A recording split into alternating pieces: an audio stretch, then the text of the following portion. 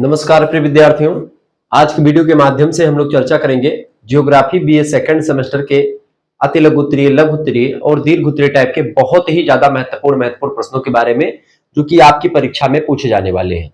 आप डॉक्टर राम मनोहर लोहिया अवध विश्वविद्यालय का अगर पेपर देने जा रहे हैं तो आप इस वीडियो को जरूर देख करके जाइएगा।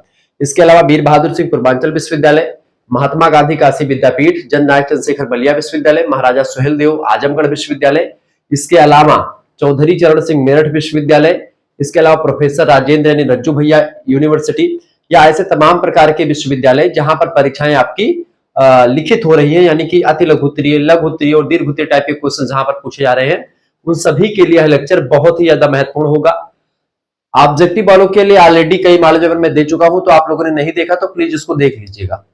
आज का वीडियो इतना महत्वपूर्ण होने वाला है जिसकी मैं एक प्रकार से आपको विशेषताएं बता नहीं सकता हूं कि कितना महत्वपूर्ण है। तो आप सभी लोग जानते होंगे, आपने बेटा हिंदी का पेपर देखा होगा, आपने सोशियोलॉजी का पेपर देखा होगा। ये देखिए मेरे पास पेपर आ चुका है, ये सब राम मनोहर लोहिया के पेपर हैं, ठीक है। क्योंकि आसपास के इलाके के बच्चे जब आते हैं तो मेरे पास आते, गुरुजी जो आपने बताया था सब आ गए, सोशियोलॉजी, ठीक है, हिंदी, ऐसे ही एजुकेशन का कहीं पे पढ़ा होगा, मतलब जो इकोनॉमिक्स, जो भी पेपर आपका हो रहे हैं सब के सब जो है हमारे द्वारा बताए गए मॉडल पेपर से, रिवीजन क्लास से ही आ रहे हैं।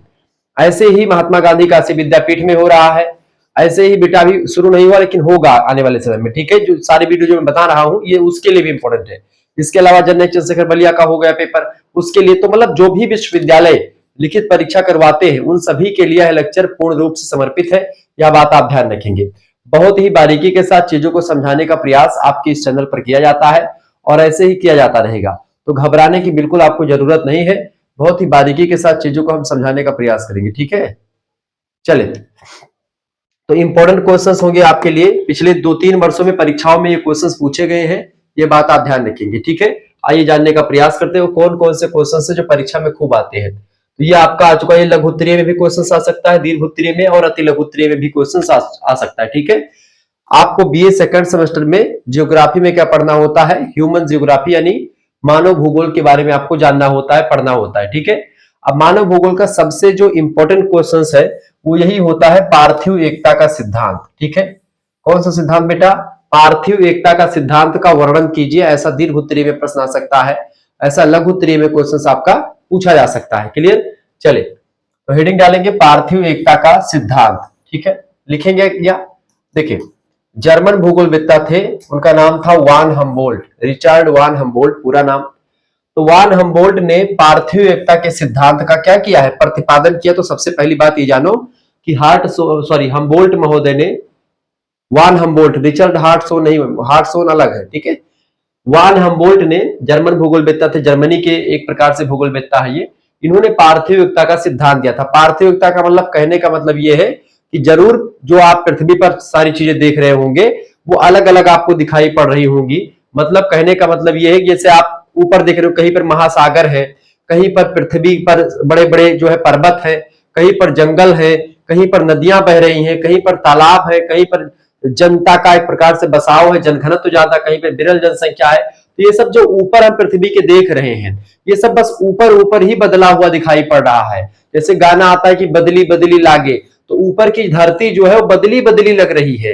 लेकिन जो एक प्रकार से अगर देखें हम पार्थिव एकता, पार्थिव माने होता पूरा पृथ्वी को, अगर हम आंतरिक तरीके से देखें तो ये एक प्रकार से सब का सब एक स्थल खंड से जुड़ा हुआ है। चाहे वो महासागर हो, चाहे वो महाद्वीप हो, चाहे ऊंचे ऊंचे पहाड़ हो, चाहे गहरी गहरी खाइया हो, चाहे एक प्रकार से जंगल हो दूर दूर तक फैले हुए एकदम से, और चाहे सपाट मैदान हो, चाहे पठार हो, और चाहे एक प्रकार से सरिताएं हो, नदियां हो, चाहे झील हो, चाहे तालाब हो, ये सब जो आपको दिख रहा है, चाहे जनता का बसाव हो, जनघनत्व ज्यादा हो, जनघनत्व कम हो, सिटी हो, गांव हो, कस्बा हो, कुछ भी हो, ये सब ऊपर ऊपर केवल आपको दिखाई पड़ रहा है। बाकी अगर पृथ्वी की तह में जाएंगे तो सब सारा का सारा पिंड जो है वो एक से जुड़ा हुआ है। इसीलिए बेटा इसको क्या बोलते हैं, पार्थिव। पार्थिव माने पृथ्वी, एकता, एकता माने सब जुड़ा हुआ है। पार्थिव एकता का सिद्धांत जो है इसी को कहते हैं कि पूरा का पूरा एक ही एक प्रकार से सिक्के के या एक ही थाली के चट्टे बट्टे कह सकते हैं, ठीक है। यानी आंतरिक रूप से सब एक दूसरे से मिले हुए हैं। तात्पर्य यह है, समझते हैं आगे और आपका डाउट क्लियर होगा। तो मैं आपकी भाषा में, सरल भाषा में इसको समझाने के लिए ऐसा बोल दिया ताकि आपके दिमाग में एक सिनेरियो बन जाए और आप जान पाओ कि हाँ जो गुरुजी बता रहे हैं ये एक प्रकार से वास्तव में व्यवहारिक भाषा में क्या होता है। तो मैंने आपको बता दें व्यवहारिक भाषा। अब देख लो भैया, उदाहरणात्मक चीजें मैं समझाने का प्रयास कर रहा हूं। बाद में पार्थिविकता के सिद्धांत में काम किसने किया, जैसे कि कॉल रिटर नाम के विद्वान ने बड़ा काम किया, ठीक है। रेटजल जो कि मानव भूगोल के जनक है, इन्होंने इस पर बड़ा काम किया। रेटजल की शिष्या है सैंपल, अमेरिकन भूगोलवेत्ता, ठीक है। कुमारी एलन चर्चिल सैंपल, महिला भूगोलवेत्ता है सैंपल, इन्होंने भी बड़ा काम किया, ठीक है, इस मुद्दे पर। इसके अलावा विडाल डी ला ब्लास, विडाल डी ला ब्लास जो एक प्रकार संभववाद के प्रवर्तक है, इन्होंने बड़ा काम किया, ठीक है। रेटजल जो है आप देखिए नेतिवादी के समर्थकों में आते हैं। ग्रिफिथ टेलर जो है वो नवनिश्चयवाद के एक प्रकार से विचारकों में आते हैं। तो इन सभी लोगों ने नवनिश्चयवाद के समर्थक तो नहीं शामिल हुए इसमें, लेकिन हाँ कॉल रिटर नाम का विद्वान, रेटजल, रेटजल तो भाई आप फ्रेडरिक रेटजल पूरा नाम है, मानव भूगोल का जनक है, फादर ऑफ ह्यूमन जियोग्राफी, तो ये एक प्रकार से इसका समर्थन करता है। कुमारी एलन चर्चिल सैंपल भी समर्थन करती हैं, और विडाल डी ला ब्लास जो संभववाद के प्रवर्तक है, फ्रांस के विद्वान है, ये भी समर्थन करते हैं। अमेरिका की ये है, ये भी समर्थन करते हैं। जर्मन के हैं ये सब, ये भी समर्थन करते हैं। सभी विद्वानों का, यानी जर्मनी की विचारधारा हो, चाहे भूगोल की, चाहे वो फ्रांस की हो, चाहे वो अमेरिकन हो, सब एक दूसरे का एक प्रकार से पार्थिविकता के सिद्धांत को पुरजोर तरीके से समर्थन देते हैं। क्लियर? इस सिद्धांत का क्या क्या समर्थन किया? इस सिद्धांत का आशय यह है कि विश्व के समस्त भौगोलिक तथ्य माने जियोग्राफिकल फैक्ट जो है, चाहे वे जड़ हो, जड़ माने जिसमें कोई बुद्धि ना हो, विवेक ना हो, ज्ञान ना हो, जड़ माने एकदम से डल, जड़ को अंग्रेजी में क्या बोलते हैं? डल, यानी मूर्ख बुद्धि, ठीक है। तो चाहे वो कितना भी ज्यादा एक प्रकार से मूर्ख बुद्धि हो बेटा, तो वो सारी चीजें कहीं ना कहीं पे जो होती हैं वो जड़ हो चाहे चेतन हो। जड़ माने होता है जिसमें एक प्रकार से कोई बुद्धि या फिर कोई जीव ना हो, जो तमाम निर्जीव चीजें हैं वो, और चाहे चेतन यानी सजीव चीजें जो है वो सब एक दूसरे से आपस में संबंधित होती हैं किसी न किसी तरीके से, तथा इनमें किसी न किसी तथ्य का स्वतंत्र रूप से अध्ययन नहीं किया जा सकता है। सभी को एक साथ जोड़ करके अध्ययन करना ही सुटेबल होता है। भूपटल की बाह्य विषमता के बावजूद, यानी भूपटल पर बाह्य विषमता जो हो, मैंने आपको बताया पर्वत पठार नदी नाले जो भी है, जो भी आपको फैलाव दिख रहा, अलग अलग चीजें आप करें कि बनारस अलग सिटी है, अयोध्या अलग जैसा है, लंदन अलग है, टेम्स नदी अलग है, गंगा नदी अलग है, वोल्गा अलग है, आप तमाम देखते होंगे कि भाई हुआंगहो नदी का अलग स्ट्रक्चर है। ये सब बस केवल ऊपरी पार्ट में आपको दिख रहा है, बाकी सब अंदर से एक ही है, ठीक है, ये बात आप ध्यान रखेंगे। तो भूपटल की बाह्य विषमता, विषमता माने अलगाव, उसके बावजूद उसके सभी तत्व जो होते हैं, जो विषमता के तत्व मतलब जो भी एक प्रकार से भूपटल के तत्व हैं, वो परस्पर अंतर संबंधित होते हैं, यानी एक दूसरे से कनेक्टेड होते हैं, ठीक है। ये बात पार्थिविकता कहती, जो मैंने आपको सरल भाषा में समझाई। पार्थिविकता से क्वेश्चन पूछा जाएगा, आप ये जो है लिख करके आइएगा बढ़िया तरीके से, नहीं लिख करके आओगे तो मुझसे बुरा कोई होगा नहीं, ये बात ध्यान रखिएगा। मैं इतना समय अगर आपको दे रहा हूं तो इसका मतलब है कि उसका रिजल्ट मुझे चाहिए, ठीक है। अब चाहे आप जो है गुस्सा रहे और चाहे एक प्रकार से वीडियो को डिसलाइक मार करके चले जाएंगे, डोंट मैटर, मुझे फर्क नहीं पड़ता है कि मेरी बातों से आपको बुरा लग रहा है, मुझे फर्क ये पड़ेगा कि आप अच्छा लिख करके आओगे, ठीक है। यह बात आप ध्यान रखेंगे, बस। क्लियर? चलिए, सब्सक्राइब करोगे तो भी अच्छा है, नहीं करोगे तो और अच्छा है, लेकिन आपको पढ़ना है वो सबसे अच्छा है। तो आपको क्या चूज करना है, अगर सब्सक्राइब कर लेंगे तो बहुत बढ़िया बात हो जाएगी, क्योंकि आपको और भी चीजें मिलती रहेंगी। बहुत सारे बच्चे तो जानबूझ के सब्सक्राइब नहीं करते हैं कि गुरुजी का वीडियो आएगा तो देखना पड़ेगा मजबूरी में, और एक बार देखने के लिए चले आते हैं तो फिर वो छोड़ करके नहीं जा पाते हैं, ठीक है। तो ये बात ध्यान रखिएगा। चलिए, पार्थिविकता के सिद्धांत के संदर्भ में प्रमुख भूगोलवेत्ताओं के विचार को समझते हैं। देखिए, पार्थिविकता सिद्धांत के प्रतिपादक हमबोल्ट नाम के एक विद्वान है, उन्होंने अपने ग्रंथ, उनका पुस्तक का क्या नाम है? कॉस्मॉस। कॉस्मॉस का मतलब होता है बेटा ब्रह्मांड। कॉस्मॉस का क्या मतलब होता है? ब्रह्मांड। कॉस्मॉस का मतलब क्या होता है? ब्रह्मांड, संसार, पूरा का पूरा ब्रह्मांड, ठीक है, उसको कॉस्मॉस कहते हैं। उसी नाम से एक पुस्तक लिख डाली किसने? हमबोल्ट महोदय ने। कौन सी पुस्तक? कॉस्मॉस पुस्तक। उसमें पृथ्वी को एक जैविक तथा अविभक्त इकाई मानते हुए लिखा किसने? हमबोल्ट ने, कि समस्त विश्व में एक ध्रुव से दूसरे ध्रुव तक, एक ध्रुव क्या है अब यहां पर समझो, ये पृथ्वी है, पृथ्वी का ये एक प्रकार से एक ध्रुव है, ये होता है बेटा उत्तरी ध्रुव। कौन सा ध्रुव होता है? उत्तरी ध्रुव होता है बेटा, ये क्या होता है? उत्तरी ध्रुव होता है। और निचवा वाला क्या होता है? इसी को बोलते हैं दक्षिणी ध्रुव। अरे बोलो हाँ भैया, हाँ होता है ना दक्षिणी ध्रुव, भुलाई गयो।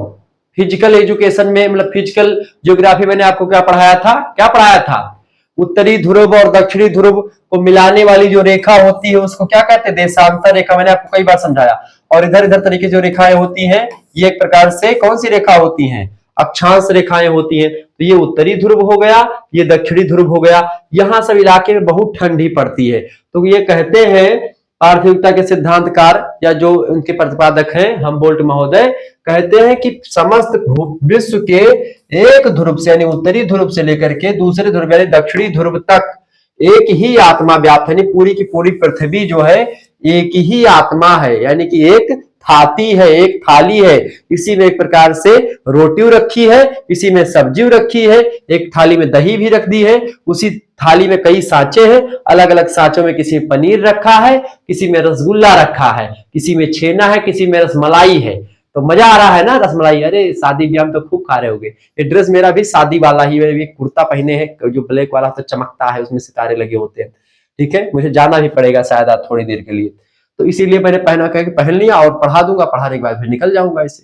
ठीक है, तो ये चीज है एक ही जीवन, यहाँ पर क्या एक ही जीवन पत्थरों, पौधों, जानवरों और यहां तक कि स्वयं मानव में भी प्रवेश लिए हुए मिलता है, यानी सब एक ही है, बस केवल ऊपर से रंग रूप यही सब दिखता है, बाकी सब एक है। इसके बाद में अगले विद्वान आते हैं अपनी पुस्तक एंथ्रोपोजियोग्राफी। ये पुस्तक किसकी है, ये वही पुस्तक है बेटा जिस पुस्तक के द्वारा हमको मानव भूगोल के एक प्रकार से एक आधारशिला तैयार की गई। एंथ्रोपोजियोग्राफी नाम की पुस्तक जो कि रेटजल महोदय की पुस्तक है, फ्रांसीसी भूगोलविद्ता मतलब की रेटजल महोदय की पुस्तक है, और इन्होंने जर्मन भूगोलविद्ता है।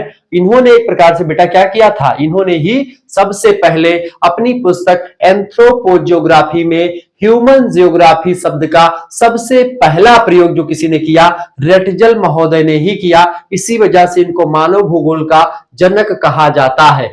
खास करके जो भी व्यक्ति उस सब्जेक्ट के नाम को सबसे पहले बयां करता है उसी को उस सब्जेक्ट का जनक यानी पिता कहा जाता है। तो जो एंथ्रोपोजियोग्राफी में रेटजल ने स्थान पर पार्थिविकता की विचारधारा का समर्थन किया है। संपूर्ण रूप में उन्होंने पृथ्वी को मानते हुए उसमें एकता का अनुभव किया है। उन्होंने बताया, किसने, रेटजल ने, कि भूपटल पर मानवीय क्रियाओं का अध्ययन भौगोलिक वातावरण के संदर्भ में किया जाता है। इस अध्ययन में पृथ्वी के विभिन्न तत्वों के पारस्परिक संबंधों पर बल दिया जाता है, जिसमें भौगोलिक एकता के दर्शन होते हैं। इसके बाद पार्थिव एकता के सिद्धांत का समर्थन करते हुए कुमारी एलन चर्चिल सेम्पल, जो कि शिष्या थी किसकी, इन्हीं की, रेटजल की शिष्या थी, मानव भूगोल के जनक की शिष्या थी, तो भाई इनके अंदर बहुत ज्ञान होगा। इन्होंने लिखा कि मानव के विभिन्न क्रियाकलापों का अध्ययन वैज्ञानिक रूप से उस पृथ्वी के बिना नहीं किया जा सकता, ठीक है, जिस पर वह खेती करता है, यात्राएं करता है और सामुद्रिक व्यापार भी करता है। तो इस तरीके से ये हुई पार्थिविकता। इसके बारे में इतना लिखते हैं कि आपका दीर्घ उत्तरीय भी कंप्लीट हो जाएगा, लघु उत्तरीय भी कंप्लीट हो जाएगा। अगला क्वेश्चन आप देखेंगे, लघु उत्तरीय दीर्घ उत्तरीय में भी पूछा प्रश्न आ सकता है क्या, कि भारतीय ग्रामीण बस्तियों की प्रमुख विशेषताएं बताएं। भारतीय ग्रामीण बस्तियों की प्रमुख विशेषताएं फटाफट से आप बताने का प्रयास करें। कई विशेषताएं, पहली विशेषता नोट डाउन करें, भारतीय गांव जो होते हैं बड़े पुराने होते हैं। ठीक है, ये भारतीय संस्कृति के मूल आधार माने जाते हैं। क्या, गांव, गांव में ही संस्कृतियां बेसिकली पनपती हैं। महात्मा गांधी कहते हैं कि यदि गांव की प्राचीन सभ्यता नष्ट हो गई तो देश भी अंततः नष्ट ही हो जाएगा, यानी जरूरी है कि गांव की जो संस्कृति उसको बचा करके रखा जाए। इनका मुख्य उद्यम क्या होता है, यानी मुख्य व्यवसाय जो होता है गांव के लोगों का क्या होता है बेटा, खेती करना होता है। यानी गांव के लोग मुख्य व्यवसाय के रूप में क्या करते हैं, कृषि करते हैं, खेती करते हैं, उनका जीवन यापन उसी में एक प्रकार से लगा रहता है। ठीक है, तो ये पहली विशेषता गांव की बस्तियों की। दूसरी विशेषता गांव की बस्तियों की ये होती है कि गांव में घरों के निर्माण में स्थानीय रूप से मिलने वाली सामग्री का ही उपयोग किया जाता है, यानी कि जो घरों में निर्माण करने वाली चीजें होती है उसी का उपयोग लोग करते हैं गांव में। ये प्रायः मिट्टी के हो सकते हैं, ईंटें हो सकते हैं, घास फूस के बने हो सकते हैं। ठीक है, घर वगैरह भी ऐसे बनते हैं। पत्थर के पर गांव भी अनेक क्षेत्रों में मिलते हैं। ठीक है, तो इस तरीके से कई प्रकार की चीजें आपको यहाँ पर मिलती हैं। आगे देखते हैं, तीसरी विशेषता ये है भारतीय ग्रामों की कि भारतीय गांव जो होते हैं प्रायः चारों ओर के वृक्षों के कुंजों से घिरे होते हैं। आपके गांव अगर देखेंगे सैटेलाइट के माध्यम से तो तमाम जो है पेड़ पौधे आपको दिखेंगे, उसी के बीच में गांव जो होगा बसा हुआ होगा, यानी पेड़ पौधे खूब आपको दिखेंगे गांव में। क्लियर, सामुद्रिक क्षेत्रों के घरों के निकट नारियल का पेड़ होता है, जो समुद्र के किनारे वाले गांव होते हैं वहां पर नारियल का पेड़, सुपारी का पेड़, केले का पेड़, फलों का वृक्ष और तमाम प्रकार के जगहों पर पीपल, आम, शीशम, बबूल आदि के वृक्ष जो है मिलते रहते हैं। हर एक गांव में आप देखते हैं, जैसे हमारे गांव में आप देखते हैं शीशम, आम, ऐसे आम की बगिया भी गांव वगैरह में लगवा दी जाती है। ठीक है, इस समय मेरा आम का पेड़ था, तो एक तो गिर गया, एक पेड़, अभी 3 पेड़ में से 4 पेड़ हैं आम के, जिसमें बढ़िया बढ़िया उस जो देसी आम होता है बड़ा स्वादिष्ट होता है। ठीक है, दशहरी आम खाएंगे तो उसका एक ही स्वाद मिलेगा, लेकिन जैसे जब आप देसी आम खाओगे तो उसका स्वाद भी अलग होता है। ठीक है, तो वो चीजें आपको मिलती हैं गांव वगैरह में ही। चौथी बात, ये चौथी विशेषता कि सार्वजनिक उपयोग के लिए कुएं होते हैं, यानी कुआं खोदा जाता है। तालाब होते, तालाब में पहले हम लोग नहाते थे स्विमिंग पूल बना करके, उसी में भैंस भी नहाते थे, उसी में हम लोग भी नहाते थे। बचपन में भैंस चराने जब हम लोग जाते थे, ठीक है, सब साथ में गांव के कई लड़के होते थे, तो मेरे यहाँ पे कम से कम 8 से 10 भैंस थी, आज भी लगभग 7-8 भैंस होंगी कम से कम। ठीक है, क्योंकि परिवार लंबा है तो कई सारे लोग उसमें रहते हैं। तो ऐसे में क्या होता है कि जब बचपन में भैंस चराने जाता था, तो आपको बता दूं कि जैसे तालाब होता था, मतलब बहुत छोटे थे, तो तालाब में नहाने के लिए, नहाने की वजह से ही भैंस चराने के लिए हम ही जाएंगे चराने के लिए, काम धंधा छोड़ के। जब छोटे थे, मतलब कि कक्षा 10 से नीचे पढ़ते थे, तब उस समय पढ़ने में मन नहीं लगता था, बस यही मन करता था कि भाई जाओ यही एंजॉय करो। तो उसमें हम लोग जो है तैरना, इसीलिए तैरना मैं बचपन से सीख गया। रुके पानी में तैरना हुआ, बहते पानी में तैरना हुआ, कहीं पर कुदा दो झमाझम निकल जाएंगे। अंदर अंदर कहो तो जाए कुछ दूर तक, ऊपर निकल करके कहीं से लेट जाए उसे पानी में ऐसे पड़े रहे। ठीक है, ऐसे पड़े रहे, ऐसे आपको चेहरा दिखता रहेगा हमारा, बस। ठीक है, और जो है डूबना नहीं है, ये चीजें, तो ये सब चीजें मैं वही सब सीखा पानी में। पिताजी हमारे जब आते थे तो ऐसे डुब्बी मार लेते थे, कुछ दूर तक जब निकल जाते साइकिल लेकर के, तब जो है निकलते थे ऊपर। तो इस तरीके की चीजें मतलब बहुत इंजॉय की है हमने। ठीक है, बचपना जो है बेसिकली जो एक गंवई बचपना होता है, उसको मैंने बढ़िया तरीके से देखा है, मजा भी आता। तो कुएं, तालाब, मंदिर, ठीक है, हर एक गांव में एक मंदिर होता है, काली माता का मंदिर होता है, उसको ग्राम देवता के रूप में डीह ड्यूहार जिसको कहते हैं, तो ये सब चीजें होती है। कुआं होता है, हर एक घर में जो बड़े लोग होते थे कुआं खुदवाते थे, कुआं में कम से कम 2 कमरा का ईंटा लगता था। ठीक है, सराय, सराय भी ऐसे होती थी, पंचायत घर। ठीक है, ये सभी में आप गांव में आज भी देखते पंचायत घर, सराय, मंदिर, ये सब होता है, जहां गांव संबंधी सभी कार्यों का निर्वहन किया जाता है। ठीक है, पंचायत घर वगैरह में। इसके अलावा भारतीय ग्रामों में श्रम विभाजन स्पष्ट रूप से दिखाई पड़ता है। कृषकों के अतिरिक्त यहाँ पर जो है वैश्य लोग जो है व्यापार करते हैं, ब्राह्मण पूजा पाठ करवाते हैं, नाई बाल काटता है, धोबी लोग जो है वो कपड़ा छाटते हैं, सभी के घर के कपड़ा ले जाकर के। मुझे याद है आज भी कपड़ा धोबी हमारे यहाँ पे ले जाते थे धोने के लिए, मतलब वो चाहे आप जाओगे, वो धोबी घाट होता था, तालाब पर पाटा रखा रहता था, उसी पर पटक पटक के खूब धोते थे। ठीक है, ये सब चीजें थी, आज खत्म हो चुका है। वही कपड़ा प्रेस करते थे, कोयला वाला प्रेस होता था, तो उससे प्रेस करते थे कपड़ा। ये सब चीजें आपको देखने को मिलती है। इसके अलावा कुहार होते हैं, आज भी कुहार जो है दीपावली के दिन जो है वो सब लेकर के आते हैं, क्या नाम है, बना करके मिट्टी का जो बर्तन होता है, दिया दियाली सब बना करके लाते दे जाते हैं। लुहार जो होते हैं आज भी जो है, गिलास होती थी पिटाने के लिए, हंसिया होती थी, खुरपा होता था जो निराने के लिए, धान वगैरह के लिए। ठीक है, जो मशीन होती थी जैसे कोयर बालने वाली, इसको कहते हैं चारा काटने की मशीन, तो चारा काटने की मशीन जो होती थी उस पे जो जिससे कटता था उसको बोलते थे, उसको पीटने के लिए लुहार होते थे, दुकान खुली रहती थी, उनके यहाँ पर जाया करता था। और अन्य शूद्र जाति के लोग सभी अपना अपना काम किया करते थे गांव में, ये सब एक प्रकार से करते हैं। आज भी विशेषता है कुछ कुछ गांव में, हालांकि अब धीरे धीरे विशेषताएं खत्म होने लगी, लेकिन आज भी बहुत सारी विशेषताएं बची हैं। गांव किसी सुनिश्चित योजना के अनुसार नहीं बनाए जाते हैं, इसलिए इनकी गलियां टेढ़ी मेढ़ी होती है, बसावट एकदम से अव्यवस्थित होता है, किसी का कोना इधर निकला, किसी का कोना इधर निकला है। पड़ोसियों में आपस में नाली का विवाद होता है, बगल में दीवार का विवाद होता है, पड़ोसियों के बगल में कोलिया छोड़ दी जाती थी। ठीक है, कोलिया समझते हैं कि भाई तुम्हारा छज्जा जो है, हमारा छज्जा वहां तक रहेगा, तो इतनी जमीन छोड़ देते बीच में। ठीक है, तो तमाम सारी चीजें आपको देखने को मिल सकती है, अव्यवस्थित तरीके से फैलाव होता है। गांव के बाहर कूड़े का ढेर दिखाई पड़ते हैं, शौचालय का अभाव होता है, लोग खुले में शौच करने जाते थे गांव में। अब थोड़ा बहुत कम हुआ है, मोदी जी जब से आए हैं उन्होंने शौचालय के लिए पैसा देना शुरू कर दिया है, तब से कुछ जो है एक प्रकार से राहत हुई है।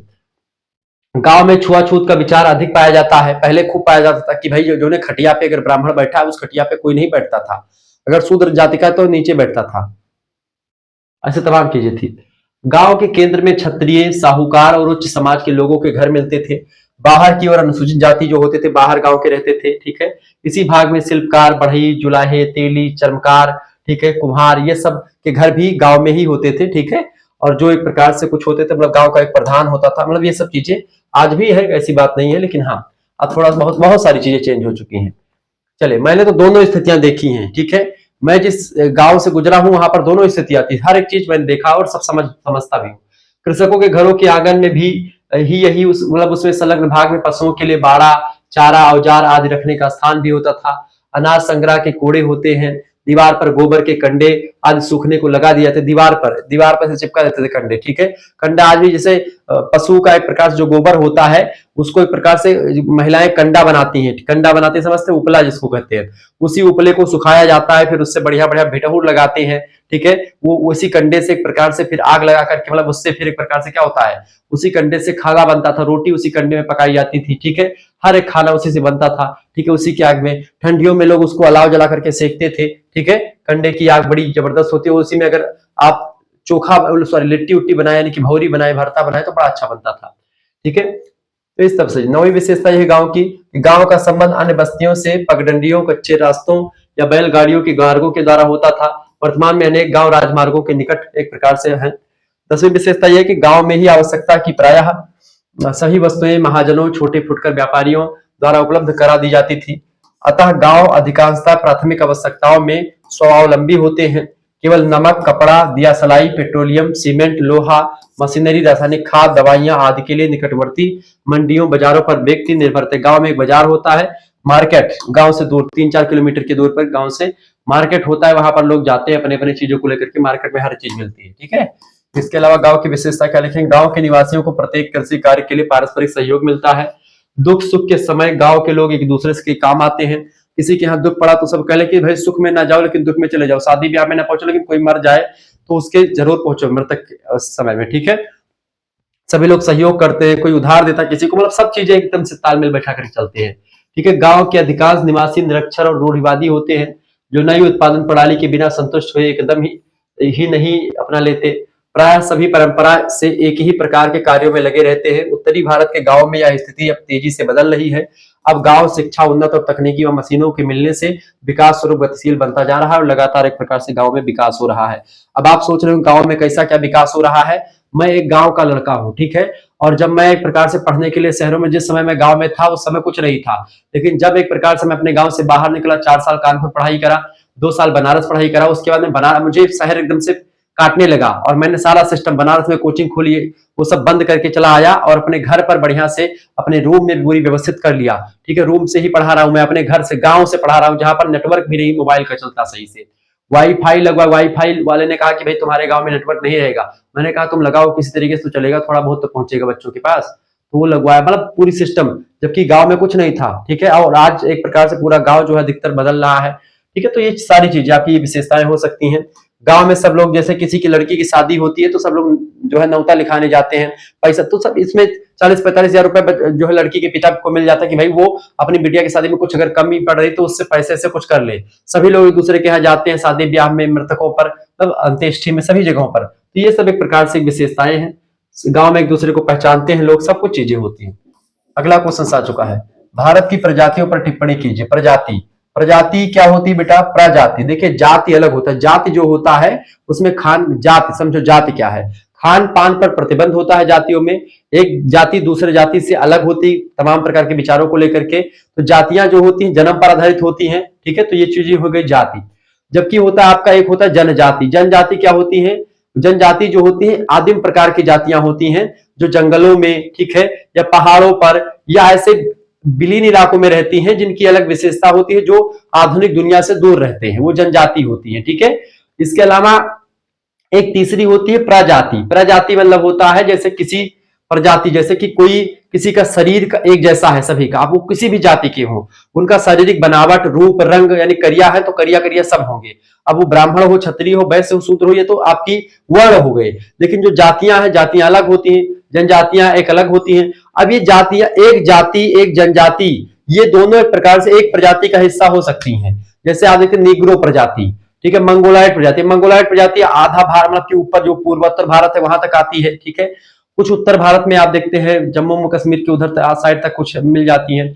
कुछ चाइना, पूरा जो चाइना वगैरह पूरा पड़ता है, ताइवान वगैरह पड़ता है, तो ये सब आपके किस में आते हैं, तो जो है जापान वगैरह, ये सभी के देश जो जितने भी लोग हैं वहां पर रह रहे। अब वो कई जाति कई धर्म के लोग होंगे, लेकिन वो प्रजाति, प्रजाति मतलब नस्लीय भेदभाव, यानी कि उनका शारीरिक बनावट, नाक इनका लंबा रहेगा, आंखें चपटी रहेंगी, आंखें बड़ी रहेंगी, चेहरा का रंग करिया होगा या गोरा होगा या पीला होगा, गेहुआ होगा, कैसा होगा, बाल उनके घुंघराले होंगे, लंबे होंगे, सीधे होंगे, सिल्की होंगे, रेशमी होंगे, क्या होंगे, वो उनका शारीरिक स्ट्रक्चर के हिसाब से प्रजातियों का डिसाइड होता है। ठीक है, तो प्रजाति शारीरिक बनावट के हिसाब से होती है। ठीक है, चलिए, तो भारत में विश्व की सभी प्रजाति मतलब प्रमुख प्रजातियों मिलती हैं भारत में, लेकिन हाँ, भारत में इन प्रजातियों का इतना अधिक मिश्रण हुआ है, इन प्रजातियों को स्पष्ट रूप से एक दूसरे से पृथक नहीं किया जा सकता।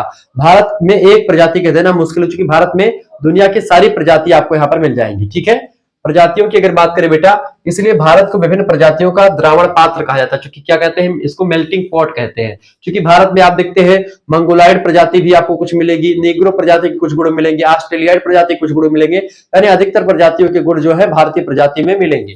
ठीक है, डॉक्टर हट्टन ने भारत की प्रजातियों को निम्नलिखित 6 वर्गों में बांटा है। पहले होते निग्रेटो प्रजाति, दूसरी है प्रोटो ऑस्ट्रेलियाइड प्रजाति, तीसरी है भूमध्य सागरीय, चौथी अल्पाइन प्रजाति की जो आर्मेनाडाइट शाखा है उससे कुछ संबंधित, पांचवी मंगोलाइड और छठा होता है आपका मतलब की इंडो आर्यन प्रजाति। इस तरीके से ये 6 प्रजाति जो है भारत की प्रजातियों को बांटा। आप देखते हैं दक्षिण भारत के लोग थोड़े से निग्रो टाइप के होते हैं, निग्रो प्रजाति के होते हैं, कुछ उधर आप देखें पोर्टो ऑस्ट्रेलाइड होते हैं, कुछ निग्रेटो होते हैं, कुछ भूमध्य सागरीय हैं, कुछ उत्तरी जो है एक प्रकार से या पूर्वोत्तर साइड में, वो किससे, पूर्वोत्तर साइड वाले जो बच्चे हैं मतलब कि जो लोग हैं वो मंगोलाइड प्रजाति से संबंधित हैं। इस तरीके से उत्तर वाले कुछ जो है इंडो आर्यन है। तो इस तरीके से आप देखते हैं ये सारी प्रजातियां भारत में है, ऐसा किसने कहा, जो है जे शट्टन ने कहा कि भाई ये भारत की प्रजातियों का वर्गीकरण है, भारत में इन तमाम प्रजातियों की विशेषताएं गुण पाए जाते हैं। ठीक है, आप नोट डाउन कर सकते हैं इन चीजों को। अगर आप चाहते हैं बेटा कि हमारे ये पीडीएफ प्राप्त हो या फिर आप हमारे साथ जुड़ करके पढ़ाई कर सके, रिवीजन क्लास पा सके या फिर हमारे क्रैश कोर्स में ज्वाइन हो सके, तो आप जुड़ सकते हैं। परीक्षाओं की तैयारी के लिए बेस्ट है Shukla study point YouTube channel. 91 61 93 60 62 इस नंबर पर आपको व्हाट्सएप पर एसएमएस कर देना है। क्या एसएमएस करेंगे बेटा, आप अपना नाम, अपने यूनिवर्सिटी का नाम, ठीक है, अपने सब्जेक्ट के नेम लिख करके, ठीक है, अपने सब्जेक्ट के नेम लिख करके आप भेज दीजिएगा। ठीक है, सब्जेक्ट्स और आप किस सेमेस्टर में हो, अपने सेमेस्टर का नाम भी लिख करके यहाँ पर भेज दीजिएगा। ठीक है, नाम, यूनिवर्सिटी का नाम, सब्जेक्ट नेम और अपना सेमेस्टर का नाम लिख करके आप यहाँ पर भेजेंगे। ठीक है, उसके बाद में आपके पास एक स्कैनर हम भेजेंगे, उसी पर आपको मात्र 100 रुपए फीस जो है जमा कर देनी होगी। फीस कितनी रखी गई, मात्र और मात्र 100 रुपए। और ये फीस किसी एक सब्जेक्ट की नहीं बेटा, ये फीस बेटा सभी सब्जेक्ट की है। ठीक है, सभी विषयों की फीस केवल 100 रुपए रखी गई है, जिसमें आपको पीडीएफ नोट्स, वीडियो लेक्चर सब कुछ आपको मिलेंगे मात्र 100 रुपए फीस में। को करिकुलर का भी आपको मिल जाएगा। आप किसी भी विश्वविद्यालय, किसी भी कॉलेज में पढ़ रहे हैं, ऑब्जेक्टिव पेपर हो, लिखित पेपर हो, सभी के लिए आपका हो जाएगा। इसके साथ ही साथ अगर जो बच्चे हमारे जिनका पेपर हो चुका है 3rd सेमेस्टर में जोड़ना चाहते हैं, तो उनके लिए भी सेम प्रोसेस है। आप मात्र जो है इस नंबर पर व्हाट्सएप पर समझ करिए, नाम, यूनिवर्सिटी नाम, सब्जेक्ट नेम और मात्र 100 रुपए फीस जो है इस पर भी आपको करना होगा 3rd सेमेस्टर के लिए। तो अपना सेमेस्टर बताएंगे तो 3rd सेमेस्टर का भी 100 रुपए है, उसका भी सभी सब्जेक्ट का, सभी विषयों की तैयारी आपकी मात्र 100 रुपए में हो जाएगी, जिसमें आपके लगभग में 3rd सेमेस्टर का पेपर आपका कब होगा, 3rd सेमेस्टर का पेपर होगा आपका दिसंबर जनवरी तक। ठीक है, आप दिसंबर मतलब कि दिसंबर से शुरू हो जाएगा, दिसंबर जनवरी तक चलेगा, जनवरी फरवरी तक आपको 3rd सेमेस्टर वाले ग्रुप में जोड़ा जाएगा, यानी कि लगभग 6-7 महीने आप उसमें पढ़ पाएंगे। क्लियर, ये बात आप ध्यान रखिए, केवल 100 रुपए में सभी सब्जेक्ट की तैयारी, को करिकुलर भी उसमें इंक्लूडेड रहेगा। क्लियर, इसकी तो ये चीजें आपकी क्लियर हो गई। तो ये आपका 3rd सेमेस्टर होगा। लेकिन अगर आप चाहते हैं कि हमको सेकंड का भी गुरुजी इस समय चाहिए और फिर हमको 3rd में भी जोड़ दीजिएगा, दोनों का चाहिए, तो क्या हमको 200 रुपए देने पड़ेंगे? नहीं, आपको 200 रुपए देने की कोई जरूरत नहीं है। तो फिर कैसे होगा गुरुजी? होगा ऐसे, क्योंकि आप इसमें क्या करेंगे, 50 रुपए की छूट हो जाएगी आपके लिए। मात्र 150 रुपए अगर फीस पेमेंट करते हैं, 150 रुपए में आपके लिए 3rd सेमेस्टर और 2nd सेमेस्टर का सब दोनों तैयारी आपकी करवा दी जाएगी मात्र 150 रुपए में। तो जिन बच्चों को जुड़ना है वो जुड़ सकते हैं 150 रुपए में दोनों सेमेस्टर का। लेकिन अगर एक सेमेस्टर का लेंगे तो 100 रुपए लगेगा। अभी बाद में आएंगे, एक साथ लेंगे तभी मिलेगा, बाद में आएंगे तो फिर 100 रुपए ही लगेंगे। ठीक है, तो अभी जब तक आपकी ऑफर चल रहे तो तब तक आप जुड़ जाइए फटाफट से। ठीक है, यहाँ पर रहेगा काफी दिन तक, जल्दी से जल्दी जुड़ने का प्रयास करें। 3rd सेमेस्टर वाले बच्चे फटाफट से जुड़ जाए और 2nd वाले बच्चे तुरंत प्राप्त कर ले। जैसे कि ज्योग्राफी का पीडीएफ ये मिल जाएगा, इसके अलावा 3-4 क्लासेस और हो चुकी है, सभी का पीडीएफ, बस केवल 2-4 पीडीएफ आप पढ़ लेंगे तब भी आपका काम हो जाना है। परीक्षा में सब यही आने वाले हैं, ये बात आप देख ही चुके होंगे और महसूस भी कर चुके होंगे। आइए आगे देखते हैं और विषय को जानने का प्रयास करते हैं। किसी भी विश्वविद्यालय से हो, ऑब्जेक्टिव परीक्षा हो, लिखित परीक्षा हो, कोई मैटर नहीं करता। चलिए अगला क्वेश्चन आपके स्क्रीन पर आ चुका है बेटा, फटाफट से आप देखने का प्रयास करें। बहुत ही जबरदस्त क्वेश्चन आ चुका है। ये चीज आपको मैं कई बार समझा भी चुका हूं, लेकिन फिर भी आप समझे। देखिए ये क्वेश्चन हमेशा आता है आपका, दीर्घ उत्तरीय, लघु उत्तरीय में आ सकता है। रुको और जाओ निश्चयवाद, रुको और जाओ निश्चयवाद, इसी को एक प्रकार से नव निश्चयवाद भी कहते हैं, न्यू डिटर्मिनिज्म कहते हैं। अंग्रेजी में इसे गो एंड जो है स्टॉप एंड गो थियरी भी कहते हैं। ठीक है, ये बात आप ध्यान रखेंगे। तो ये सिद्धांत बेटा निश्चयवाद विचारधारा के प्रमुख समर्थक ग्रिफिथ टेलर नाम के एक विद्वान हैं, उन्होंने इस विचारधारा का समर्थन मतलब की प्रतिपादन किया था। किसने? रुको एंड जाओ निश्चयवाद का। ठीक है, ये नव निश्चयवाद है। एक विचारधारा आती है नियतिवाद की विचारधारा, समझने का प्रयास कीजिएगा। ठीक है, मैं इसलिए बता रहा हूं, एक विचारधारा आती है नियतिवाद की विचारधारा। देखिए नियतिवाद जो है नियतिवाद समझिए, नियतिवाद एक है संभववाद, और एक आता है ये नव निश्चयवाद। नव निश्चयवाद, ठीक है। इसके प्रतिपादकों में कई विद्वानों का नाम है, जैसे जो है आपके रेटजल वगैरह हो गए, एलन चर्च सैंपल हो गई। ठीक है, ये सब, ये ग्रिफिथ टेलर भी इसी के समर्थक शुरुआत में रहे, लेकिन बाद में आकर के इन्होंने बदला। तो इसमें क्या कहा जाता है, इसमें क्या है भैया, प्रकृति जो है बेटा, इसमें निश्चयवाद में क्या है, प्रकृति जो है वो प्रधान है। प्रकृति जो है वो हावी है किस पर, प्रकृति कंट्रोल करती है किसको, मनुष्य को। मनुष्य प्रकृति का दास है, यानी यहाँ पर मनुष्य जो है वो गौण पात्र में है। मनुष्य क्या है, यानी मनुष्य का कोई मतलब नहीं है, गौण पात्र में है। और प्रधान पात्र में कौन है, प्रकृति प्रधान है, प्रकृति ज्यादा पावरफुल है, मनुष्य कम पावरफुल है। नियतिवादी विचारधारा कहती है, नियतिवादी कहती है कि प्रकृति के हिसाब से मनुष्य को चलना पड़ेगा, प्रकृति मनुष्य को कंट्रोल करती है। प्रकृति के हिसाब से अगर मनुष्य नहीं बदलेगा तो प्रकृति जो है मनुष्य को नष्ट कर देगी, विनष्ट कर देगी, इलिमिनेशन कर देगी। ठीक है, ये बात आप ध्यान रखेंगे। ये कहता है नियतिवाद, समझ लो, दोबारा नहीं समझाऊंगा। और बहुत ही इंपॉर्टेंट है, परीक्षा में 100% आपको देखने को मिलेगा। अगर नहीं देखने को मिलेगा ये क्वेश्चन ना, आकर के वीडियो को डिसलाइक मार करके चले जाना, या प्रबल दावेदारी के साथ बोल रहा हूं, ये क्वेश्चन आपका आएगा। तो समझ लो, ऐसे लिखा करके अगर समझा देंगे, एग्जामिनर पसंद हो जाएगा, नंबर एकदम गदगद होकर के दे देगा। कहा भैया ये विद्वान कहां से आकर इतना जानकारी दे रहा है मुझे। ऐसे लिख करके आइएगा, एकदम से स्ट्रक्चर बना दीजिएगा। देखिए ऐसे फायदा आ जाएगा एग्जामिनर की, भैया प्रोफेसर देखेगा, अरे यार ये तो यूपीएससी लेवल का भी लिख रहा है लड़का, दे दो नंबर एक 4-5 ठोर बढ़ाएंगे। ऐसे होता है, नंबर ऐसे लिया जाता है। ठीक है, तो झोली में खजाना भरा है, अब खजाना आपको कैसे निकालना है वो आपके ऊपर डिपेंड करता है। अब बहुत जने हैं इसे लिख दिए सादा बोदा लिखिए, कुछ ना लिखिए, नंबर तब हो मिल जाए, पास हो जाओ, पास हो टेंशन, बीए में पास हो जाओ, कोनो टेंशन नहीं है। लेकिन नंबरवा कब ज्यादा मिले, जब दिमाग से लिखबो, बुद्धि से लिखबो। और आम घास लिख के चला आइबो तो ऐसे कहे कि एक बात हुआ, कहें कि बेटा पृथ्वी गोल क्यों है, क्वेश्चन पूछा गया बच्चे से कि बेटा पृथ्वी गोल क्यों है, तो लड़का बताया कि गुरुजी पूरी गोल है, सुहारी गोल है, और लड्डू भी गोल गोल है। ठीक है, इसीलिए मास्टर साहब पृथ्वी भी गोल है। तो मास्टर साहब ने उधर जब कॉपी चेक किया तो मास्टर साहब ने लिखा, बेटा क्या गोल है, पूरी गोल है, सुहारी गोल है, सब कुछ गोल है, इसीलिए बेटा तेरा नंबर भी गोल गोल है। ठीक है, तो 2-3 जीरो दे दिया उसको। तो ये चीजें है, तो अगर आप ऐसे गोल गोल करने में, घुमाने में प्रयास कर देंगे तो आपका एग्जामिनर अगर कॉपी देख लिया तो गोल गोल जैसे घुमा रहे हैं ऐसे वो भी गोल गोल घुमा देगा, तो फिर दिक्कत हो जाएगी। लेकिन अगर आप थोड़ा सा गोल घुमा करके थोड़ा लंबा चौड़ा भी लिख देंगे, इधर उधर बढ़ा चढ़ा करके, तो क्या कर देगा, उसी गोल गोल 2 बिंदी के आगे एक डंडी खींच देगा, यानी कि आपका नंबर बढ़ जाएगा बेटा। तो ये बात आप ध्यान रखिएगा। आगे बढ़ते हैं, तो ये हो गया आपका नियतिवाद। ठीक है, दूसरे विद्वान आते हैं फ्रांस के विद्वान। फ्रांस के एक प्रकार से जो विद्वान है, फ्रांस के विद्वान संभववादी हैं। जर्मनी के विद्वान बेटा, जर्मन विद्वान जो है नियतिवादी समर्थक पहले शुरुआत में रहे। फिर फ्रांस के विद्वान है संभववाद के, विडाल डीला ब्लास। ठीक है, विडाल डीला ब्लास, मतलब ब्लास लिख दीजिए, ब्लास। ठीक है, विडाल डीला ब्लास, इन्होंने एक प्रकार संभववादी विचारधारा दी। इन्होंने कहा कि प्रकृति पर मनुष्य कंट्रोल कर रहा, अपनी बुद्धि, अपनी विवेक, अपने ज्ञान, अपने एक प्रकार से कौशल के बल पर मनुष्य क्या कर रहा है, प्रकृति को अपने चंगुल में जकड़ रहा है बेटा। ये जैसे कि आप देखते चंद्रयान बना दिया, चंद्रमा भेज दिया, मंगल पे भेज दिया, ये भेज दिया, पृथ्वी के ऊपर तमाम सैटेलाइट फैला दिया है, कैमरा फैला दिया है, क्या होगा पूरा। तो मनुष्य अपने बुद्धि, अपने दिमाग, अपने विवेक के बल पर प्रकृति को कंट्रोल करना चाह रहा है। तो यानी कि संभववादी विचारधारा और नियतिवादी विचारधारा दोनों में एक प्रकार से क्या है, एकदम से विपरीत का संबंध है। यानी दोनों, जर्मनी की विचारधारा और फ्रांस की विचारधारा आपस में टकरा रही हैं। ठीक है। इधर क्या कह रहे हैं लोग कि प्रकृति जो है वो प्रधान है और मनुष्य गौण है। इधर क्या कहा विडाल डी लाप्लास के समर्थकों ने, विडाल डी लाप्लास वगैरह ने, लुसियन फेब्रे नाम के एक विद्वान है फ्रांस के, उन्होंने संभववाद का सबसे पहले प्रयोग किया। उसके बाद में विडाल डी लाप्लास ने संभववाद की विचारधारा का प्रतिपादन कर दिया और इस तरीके से नीतिवादी विचारधारा के जो समर्थक है उनको एकदम से तिलमिला गए, एकदम से तिलमिला गए सभी लोग। कहा कि यार भाई ये क्या हो चुका है। तो संभववाद का एक प्रकार से क्या इसमें क्या कहा गया, इसमें एक प्रकार से प्रकृति जो है बेटा, प्रकृति को कौन कंट्रोल करता है, प्रकृति यहां पर गौण मान ली गई या प्रकृति को नीचा दिखाया गया और मनुष्य को यहां पर पावरफुल कर दिया गया।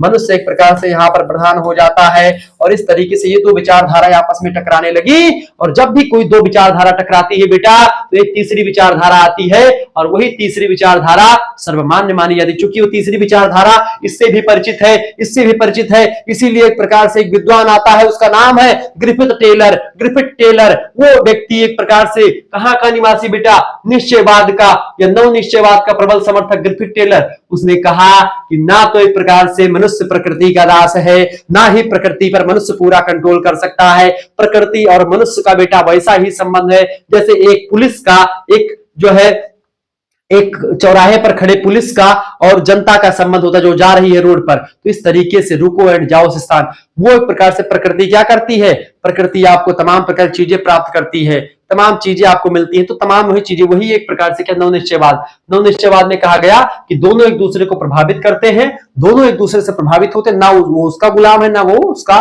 गुलाम है। इस तरीके से आपका डाउट क्लियर हुआ होगा। तो इस तरीके से मैंने आपको बताया। इसके कौन है, ग्रिफिथ टेलर। तो इसी को समझना है। मेरे हिसाब से आपका इससे बाहर कुछ नहीं आएगा, ये आपके क्लियर होगा, समझ में आ गया होगा। अब इसको बताने का प्रयास करते हैं। निश्चयवाद की विचारधारा ग्रिफिथ टेलर ने दिया है। उन्होंने अपने निश्चयवाद को वैज्ञानिक निश्चयवाद या रुको एंड जाओ निश्चयवाद की संज्ञा दी है। यह पुराने निश्चयवाद से बिल्कुल अलग है, बिल्कुल भिन्न है। इसमें प्रत्येक दशा में मानवीय छांट का महत्व भी शामिल है। नव निश्चयवाद की विचारधारा को स्पष्ट करते हुए ग्रिफिथ टेलर कहते हैं कि प्रकृति कार्यक्रमों की रूपरेखा तैयार करती है, यानी क्या कार्यक्रम करना है उसकी रूपरेखा पूरा का पूरा प्रकृति तैयार करती है। बाकी सब रूपरेखा के बाद में जो काम करता है वो मनुष्य करता है, ठीक है। मनुष्य निश्चित करता है कि हमको क्या करना है, ठीक है। यदि मनुष्य बुद्धिमान है तो वह उन्हीं वातावरण के अनुसार ही कार्य करेगा जिसमें उसको फायदा होगा या सफलता मिले। किंतु वातावरण के विपरीत अगर चलेगा मनुष्य तो कुछ उपलब्ध नहीं कर पाएगा और उसका विनाश हो जाएगा। यानी मनुष्य अगर ज्यादा दिमाग लगाएगा, बड़की अम्मा बनेगा तो फिर नष्ट हो जाएगा। लेकिन अगर मनुष्य बड़की अम्मा ना बन करके भाभी या फिर ननद बन जाएगा, चलता रहेगा धीरे धीरे। लेकिन बड़की अम्मा जहां बना मनुष्य, वहीं उसका एक प्रकार से जो है उसका घमंड चोर चोर कर देगी प्रकृति।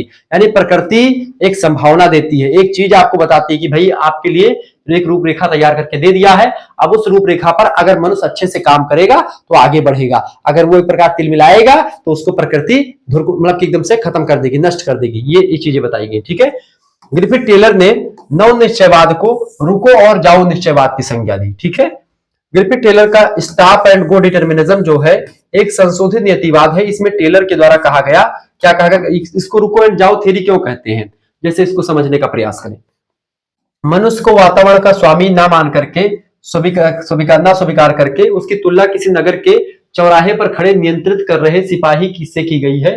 तो मनुष्य को वातावरण का स्वामी नहीं माना गया है और कहा गया कि वो क्या है, एक सिपाही मात्र है, ठीक है, जो सड़क के मार्ग पर चलने वाले वाहनों की चलने की गति को धीमा कर सकता है या तीव्र कर सकता है अपनी इच्छा के अनुसार।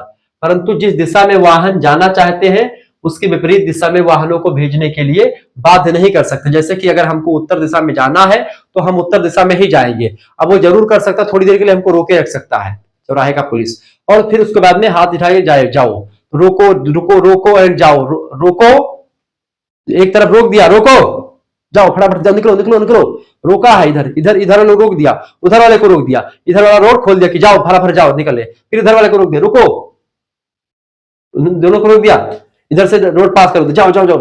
देखा कभी चौराहे पर, तो सेम ऐसा होता है, ठीक है। यही चीज है रुको एंड जाओ थ्योरी, ये बात आप ध्यान रखेंगे। आगे देखिएगा, अगला क्वेश्चन आ चुका है, भारत की राष्ट्रीय जनसंख्या नीति का वर्णन कीजिए। देखिए जनसंख्या की समस्या के हल हेतु जो उपाय अपनाए जाते हैं उन्हें जनसंख्या नीति के अंतर्गत शामिल किया जाता है। प्रोफेसर पीसी जैन के शब्दों में अगर देखें, जनसंख्या नीति केंद्र अथवा राज्य सरकार के द्वारा विचार पूर्वक बनाई गई है और क्रियान्वित की गई है। वह नीति है जिसका उद्देश्य प्रजनन क्षमता को घटा करके जनसंख्या वृद्धि की दर को कम करना, जनसंख्या वृद्धि जो हो रही है उसको रोकने के लिए ऐसा किया गया है। नवीन जनसंख्या नीति की तमाम सारी विशेषताएं, आइए विशेषताओं पर नजर डालते हैं, ठीक है।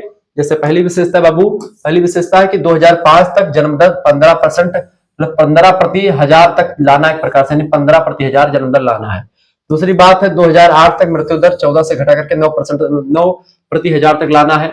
इसके अलावा स्वास्थ्य सेवकों सेवाओं में बड़े पैमाने पर सुधार करना तथा 2005 तक 90% लक्ष्य दंपतियों को, दंपति माने होता है पति पत्नी, तो उनको परिवार नियोजन अपनाने के दायरे में लाना है ताकि पति पत्नी जो है वो एक प्रकार से परिवार नियोजन के नियमों का पालन कर सके। ठीक है, यानी कि जब भी वो एक प्रकार से प्रजनन वगैरह करे तो तमाम प्रकार के प्रोडक्ट हैं उनका प्रयोग करके तब करे ताकि जनसंख्या वृद्धि एक प्रकार जो हो रही वो कंट्रोल हो सके।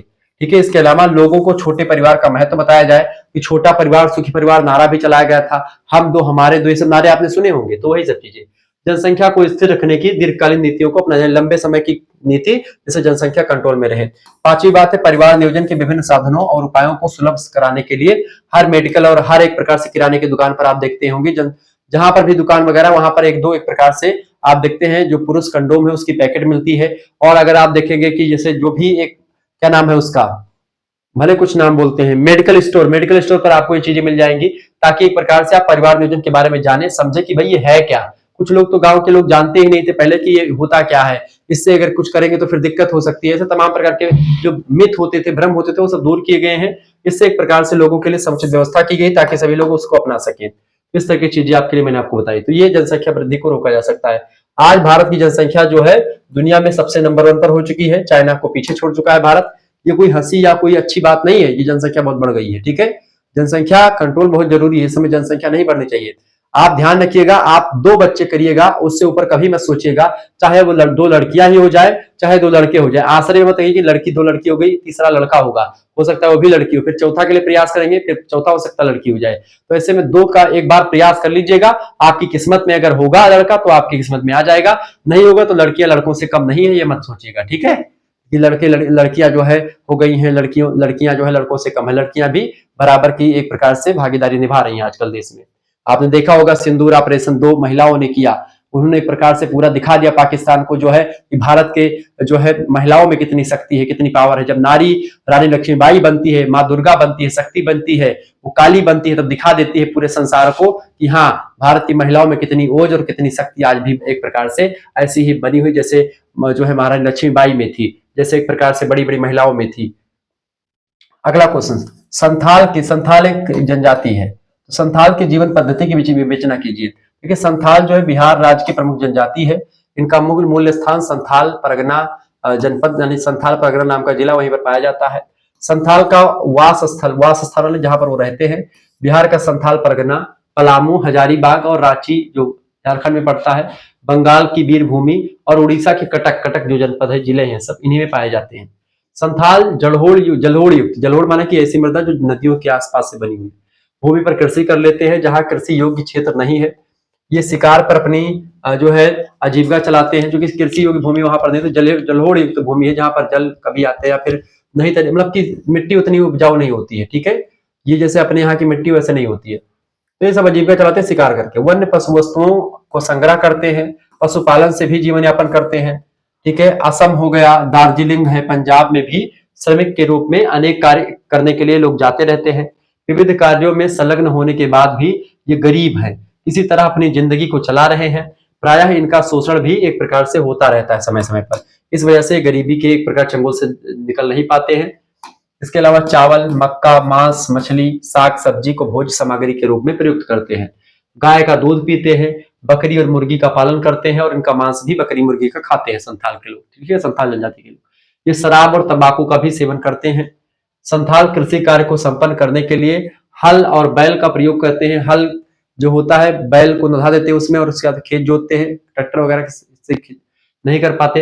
इनके उपयोगी कृषि उपकरण कुदाल, कुल्हाड़ी, खुरपी और तीर धनुष और भाले से लोग सतत शिकार करते हैं। ठीक है, इस तरीके से इनका जीवन यापन होता है संथालों का, जो कि भारत की प्रमुख जनजाति है।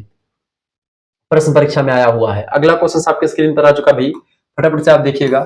प्रश्न, मानव भूगोल में कार्ल रिटर का क्या योगदान रहा है।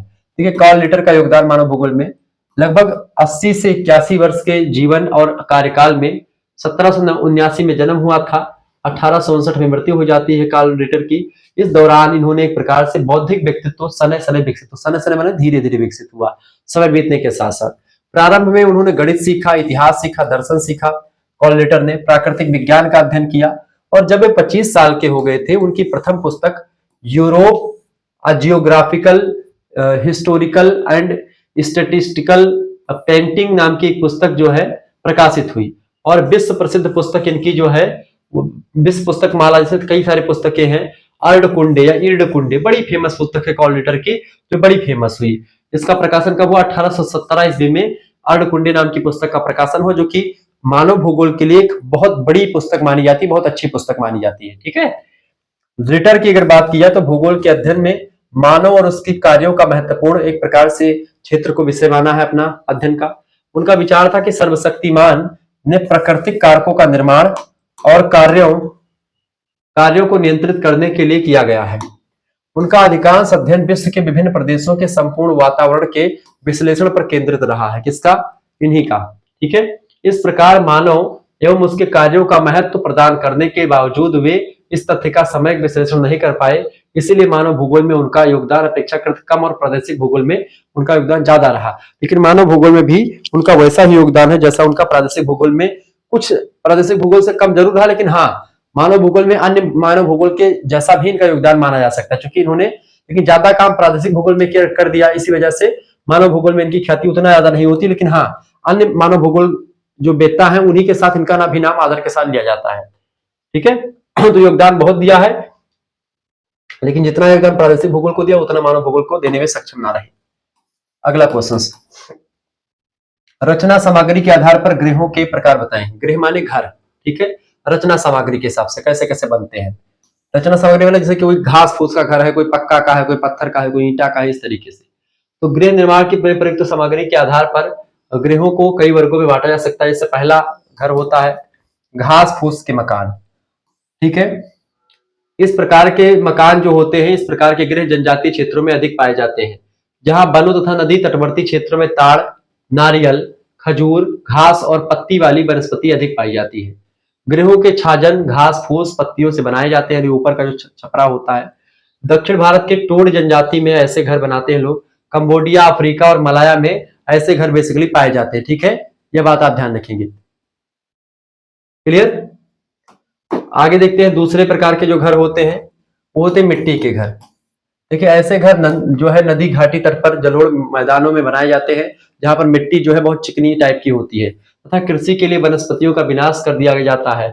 वहां मिट्टी का प्रयोग गृह निर्माण में सर्वाधिक होता है। ऐसे मकान में मिट्टी की दीवार और फूस का खपरेल जो होता है उसका सृजन किया जाता है। ऐसे मकान भारत के मैदानी भागों में के अतिरिक्त सिंधु घाटी, दजला फरात घाटी, चीन और मिस्र और अफ्रीका में कई भागों में मिट्टी के घर मिलते हैं। मेरे यहाँ पर भी मिट्टी का घर था, मिट्टी से एक प्रकार दीवार बनती, बहुत मोटी दीवार होती थी मिट्टी की दीवार। एक घर भी आज में मेरे घर में एक प्रकार से मेरे चाचा का घर अभी भी बना हुआ है, मतलब कि जब जो है विभाजन हुआ तो फिर एक प्रकार से पुराना जो घर था वो चाचा को मिल गया, तो चाचा का आज भी बरामदा जो है उसकी जो दीवारें हैं, ईंट तो पक्के हैं, लेकिन उसमें जो मसाला लगता है वो मिट्टी का मसाला लगा था। ठीक है, अब वो तुड़वाना है, मतलब कि वो तुड़वा रहे हैं, तो उसमें एक प्रकार से मिट्टी का मसाला उसमें लगा हुआ है।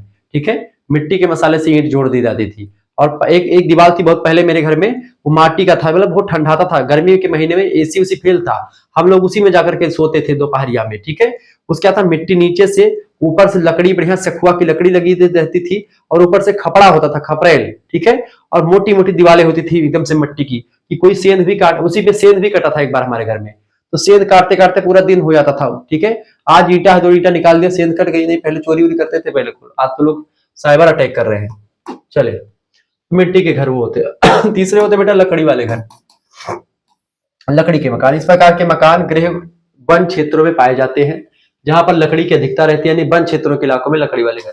इसमें दीवार और छत सभी लकड़ी के बनाए जाते हैं। लकड़ी के संधि स्थलों पर मिट्टी लगा दी जाती है। साइबेरिया, कनाडा, फिनलैंड, स्वीडन में ऐसे तमाम प्रकार के घर पाए जाते हैं। अगला प्रकार का घर है ईंट तथा खपरेल से मकान। जहां पर ईंट और खपरेल बनाने योग्य मिट्टी होती है, वहां इस प्रकार के घर पाए जाते हैं। जैसे चीन, भारत, पाकिस्तान, यूरोप के अनेक भागों में इस प्रकार के मकान पाए जाते हैं। ठीक है, ये बात ध्यान रखेंगे, इस प्रकार के मकान यही सब पर पाए जाते हैं। क्लियर, ये बात आप ध्यान रखेंगे। आगे बढ़ते और भी चीजों को जानने का प्रयास करते हैं। फटाफट से एक बार वीडियो को लाइक कर दीजिएगा, चैनल पर अगर नए हैं तो प्लीज सब्सक्राइब कर दीजिएगा। ठीक है, तो इस तरीके से ये सब मकान पाए जाते हैं, जहां पर ईंटों से, मतलब मिट्टी से ईंटें बनाई जाती है और ईंटों को पकाया जाता है भट्ठों में, उसके बाद बनाया, जैसे अपने यहाँ पर बनता है। ठीक है, और अपने यहाँ पर ये भी घर बनता है ईंट, सीमेंट और कंक्रीट के मकान। वर्तमान में सभी शहरों में इसी सामग्री के आधुनिक ढंग से मकानों का निर्माण किया जा रहा है।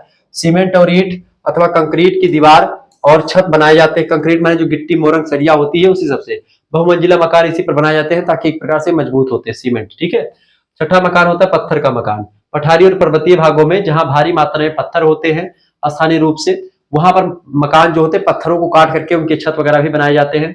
पत्थरों को बहुतायत रूप से प्रयोग किया जाता है। ऐसे मकान भारत के प्रायद्वीपीय पठारों में या दक्षिणी भारत में आपको बेसिकली देखने को मिलते हैं। ठीक है।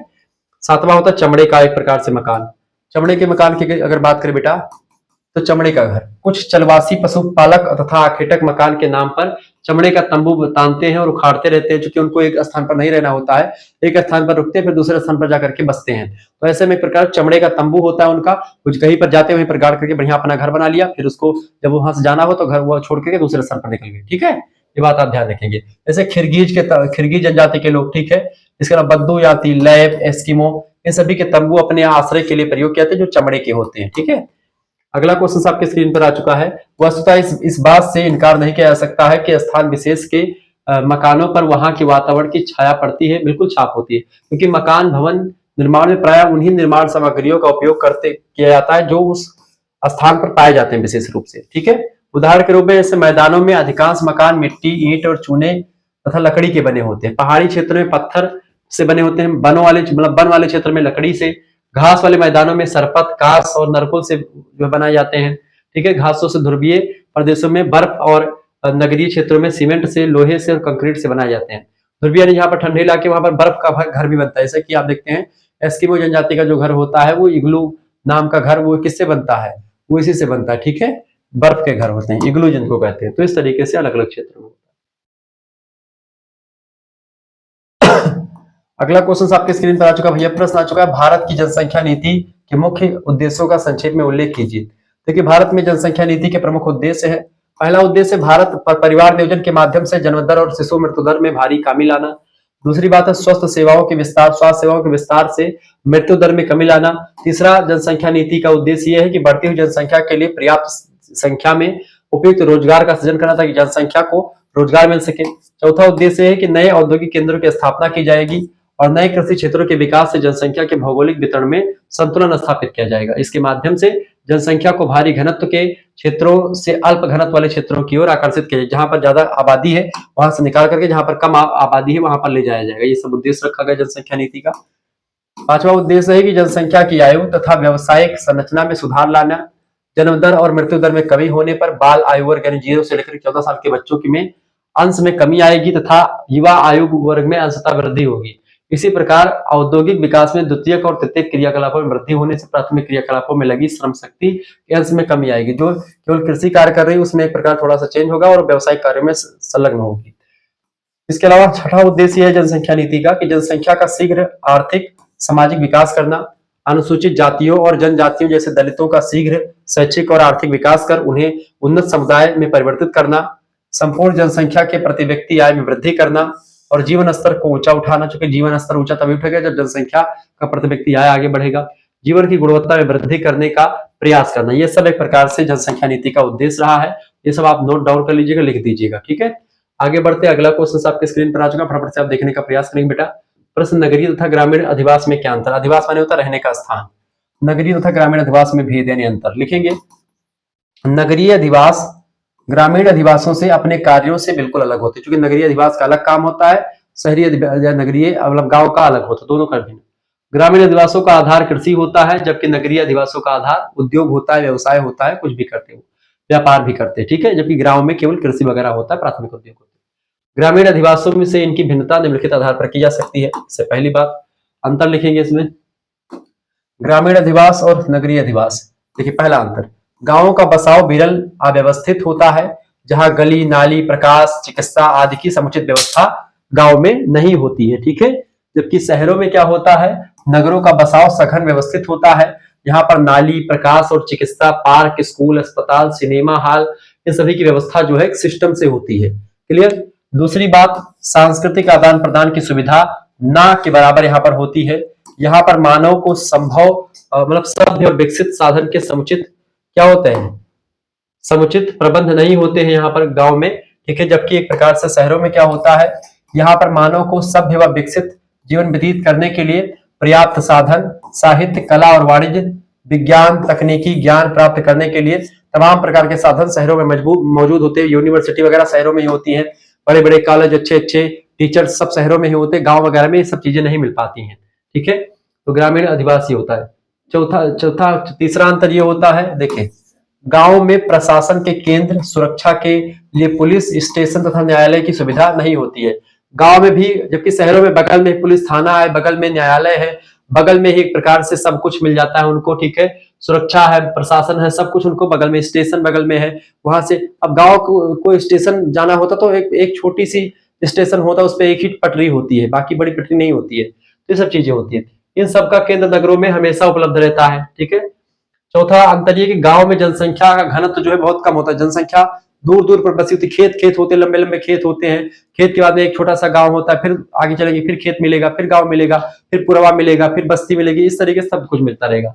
नगरों में क्या जनसंख्या जो है घनत्व होता है, घनी आबादी होती है, लोगों को अपनी गाड़ी से। शहरों में क्या है, आप अगर 4 चक्का खरीद लिए ना तो खड़ी करने की आपको जगह नहीं मिलेगी। लेकिन गांव में क्या, 4 चक्का खरीद लिया और द्वार पे अपने मुहारा पे अपने खड़ियाए है और एकदम भौकाल से जैसे पैर लग करके शाम को बैठते हैं लोग, ठीक है।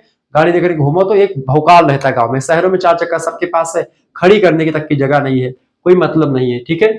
पांचवी चीज है, पर्यावरण प्रदूषण ना के बराबर होता है गांव में। स्वच्छ वायु में सांस बच्चे मतलब लोग लेते हैं, जबकि इसमें क्या होता है, पर्यावरण प्रदूषण की सर्वाधिक समस्या शहरों में होती है। शहरों में नॉइज पोल्यूशन की जो आवाज की ध्वनियां होती बहुत ज्यादा होती है, पी पी पी पी ऐसे करते रहेंगे, परेशान हो जाओगे आप। ये लोग स्वच्छ वायु के लिए तरस जाते हैं, गांव मतलब शहरों के लोग, जबकि गांव के लोग एकदम शुद्ध वायु में रहते हैं और इनको एक प्रकार से रोग दोष भी कम होता है गांव में।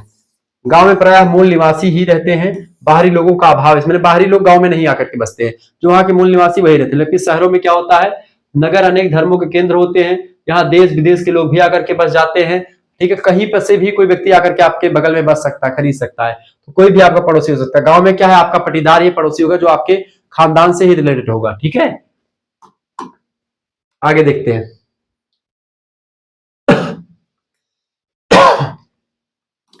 अगला क्वेश्चन आ चुका है, मानव भूगोल का विकास और परिभाषा दीजिए। देखिए, मानव भूगोल के विकास का श्री गणेश 19वीं शताब्दी में हुआ था। इस शताब्दी में अनेक भूगोलवेत्ताओं का जन्म हुआ जिन्होंने मानव भूगोल के उत्थान और विकास के लिए अपना जीवन न्यौछावर कर दिया। वर्तमान मानव भूगोल के जन्मदाता जर्मन विद्वान फ्रेडरिक डेटजल रहे हैं। इनका प्रमुख ग्रंथ है एंथ्रोपोजोग्राफी, उसी में एक प्रकार से इन्होंने सबसे पहले प्रयोग किया। मानव भूगोल का केंद्र बिंदु मानव और उस पर वातावरण का जो प्रभाव है उसी का अध्ययन मानव भूगोल के अंतर्गत किया जाता है, ठीक है। फ्रेडरिक डेटजल नाम के विद्वान जो है कहते हैं, जो कि मानव भूगोल के जनक है, इन्होंने कहा कि मानव भूगोल के दृश्य सर्ववर्त वातावरण से संबंधित होते हैं और स्वयं भौतिक दशाओं का योग होता है मानव, ठीक है। उसी का अध्ययन मानव भूगोल करता है। तो मानव भूगोल के दृश्य सर्ववर्त वातावरण से संबंधित होते हैं जो भी, और जो स्वयं भौतिक दशाओं का योग होता है, ठीक है, जो मानव और उसका संबंध होता है। एलेन चर्चिल सेम्पल जो कि इनकी शिष्या है, वो कहती हैं कि मानव भूगोल चंचल मानव। चंचल मानव क्या है, क्योंकि मनुष्य का स्वभाव क्या है, चंचल है, वो हमेशा भटकता रहता है, उसका स्वभाव एक जैसा नहीं होता, उसका नेचर बदलता रहता है मनुष्य का।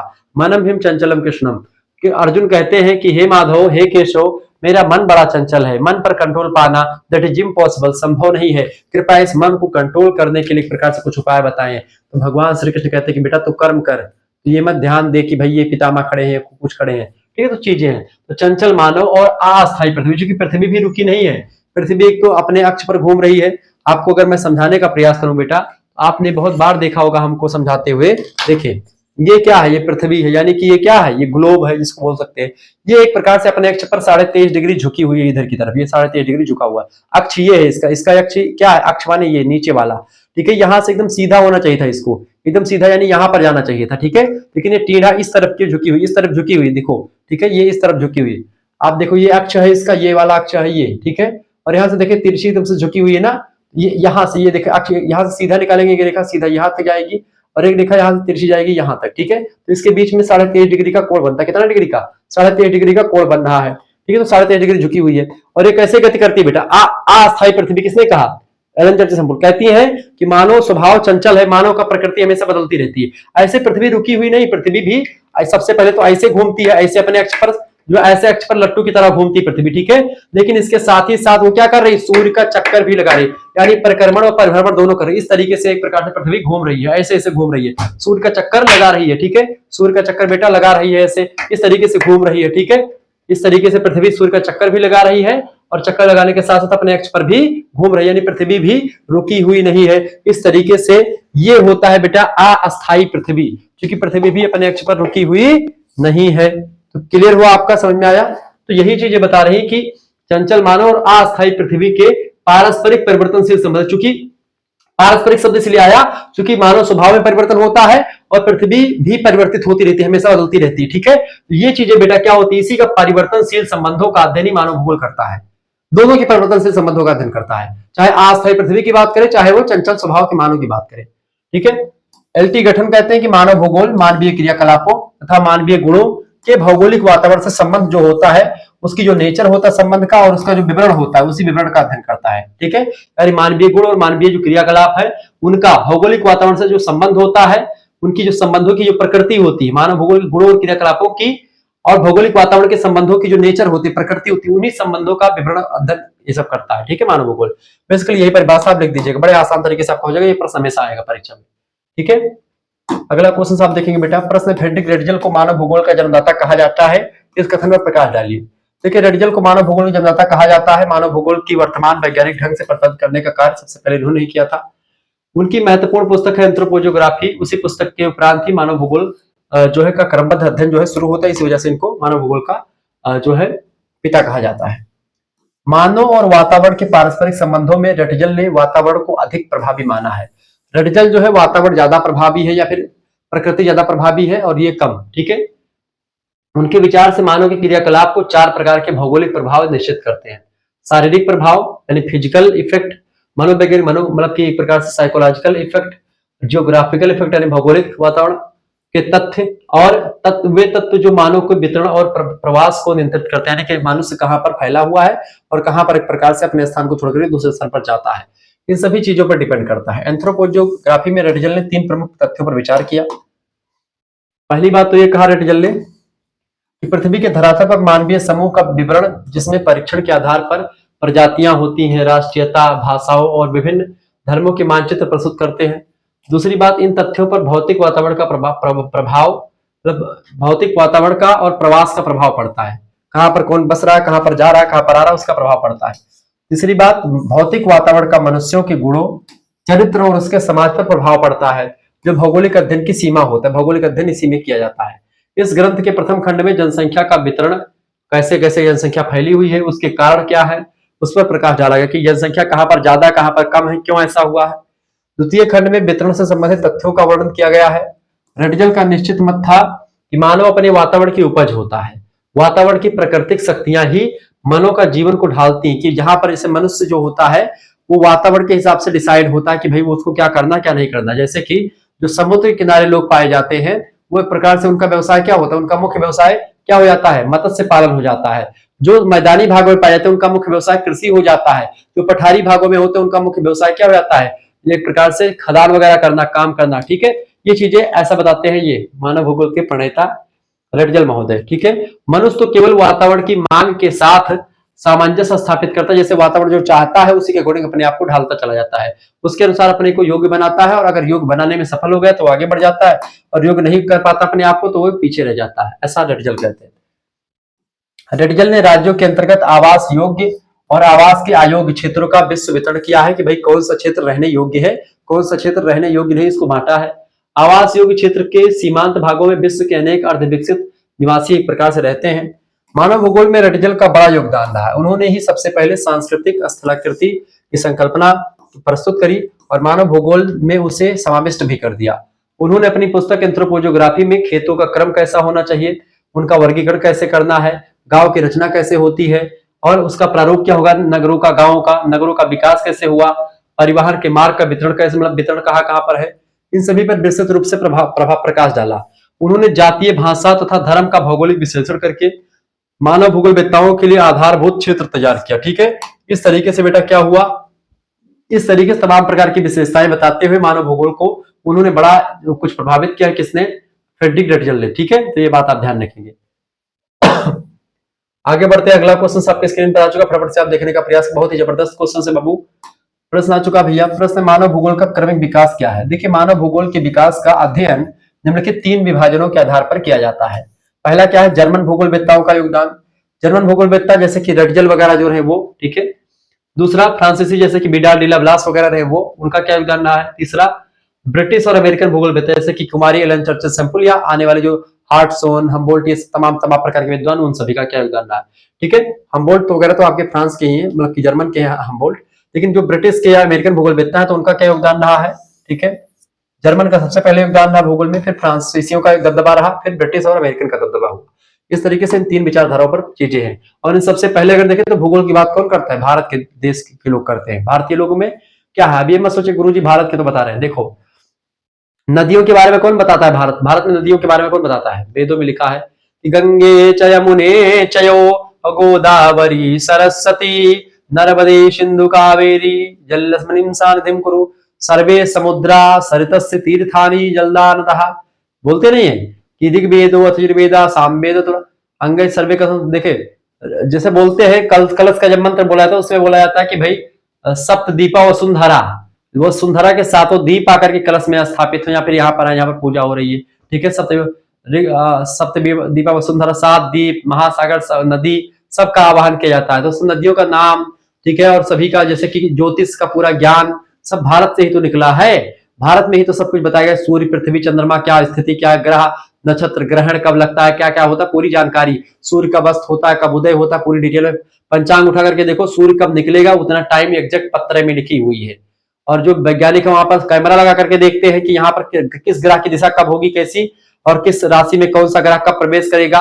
ठीक है, वो सब चीजें पंचांग में पहले लिखा कि इस ग्रह में फलाने राशि में राहु जो होगा वो फलाने राशि में जाएगा, केतु इसमें जाएगा, उसमें जाएगा। तो राशि में बताते नहीं कि इस राशि में ये होगा, इस राशि में होगा, लवपात का 5वां गुरु आपको कष्ट देगा, ऐसे तमाम लिखा रहता है वो कि कौन सा ग्रह कौन सा दिन। तो वो चीजें जो है लिखी, लवपाद का ये गुरु, वो पंचम, ये छष्टम, जो पंचांग में लिखा रहता है, पंडित जी लोग पढ़ते हैं, वो एक प्रकार से केवल लिखा नहीं होता है, वो ऊपर जो एक प्रकार से स्ट्रक्चर बना हुआ है पृथ्वी के ऊपर, जो तारा नक्षत्र मंडल है, 27 नक्षत्र हैं, 12 राशियां हैं, तो राशि में नक्षत्र और ग्रह प्रवेश करते हैं। वो जब चक्कर लगे तो वो जो प्रवेश चक्कर लगाते हुए प्रवेश घुसते हैं उसमें, तब आपके राशि पर प्रभाव पड़ता है। वो वास्तव में सही बातें बताते हैं, वो लिखा पढ़ा नहीं है, वो वास्तव में हो रहा है ऊपर। उसी खगोल विज्ञान में अगर आप पढ़ेंगे तो पूरा नक्षत्र मंडल आपको 27 नक्षत्र हैं। ठीक है, और एक नक्षत्र और आपका है, उसका क्या नाम, 27वां नक्षत्र अभिजीत मुहूर्त, जिसमें भगवान राम का जन्म हुआ था।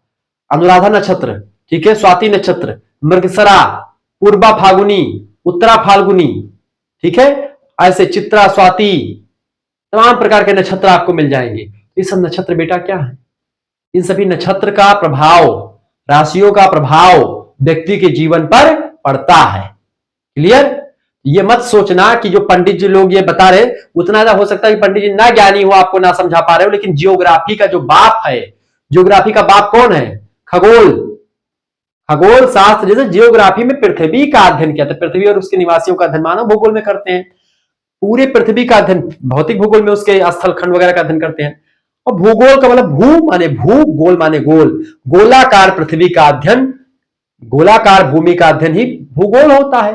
तो पृथ्वी मात्र सुई की नोक के बराबर है, नोक के बराबर छोटी सी पृथ्वी है, बड़ा बड़ा तारा है। तो जब लोग गाना गाते हैं तब मुझे बड़ी हंसी आती है। कौन सा गाना, कौन सा गाना गावत है भैया? कि अगर आसमां तक मेरे हाथ जाते तो कदमों में तेरे सितारे बिछाते।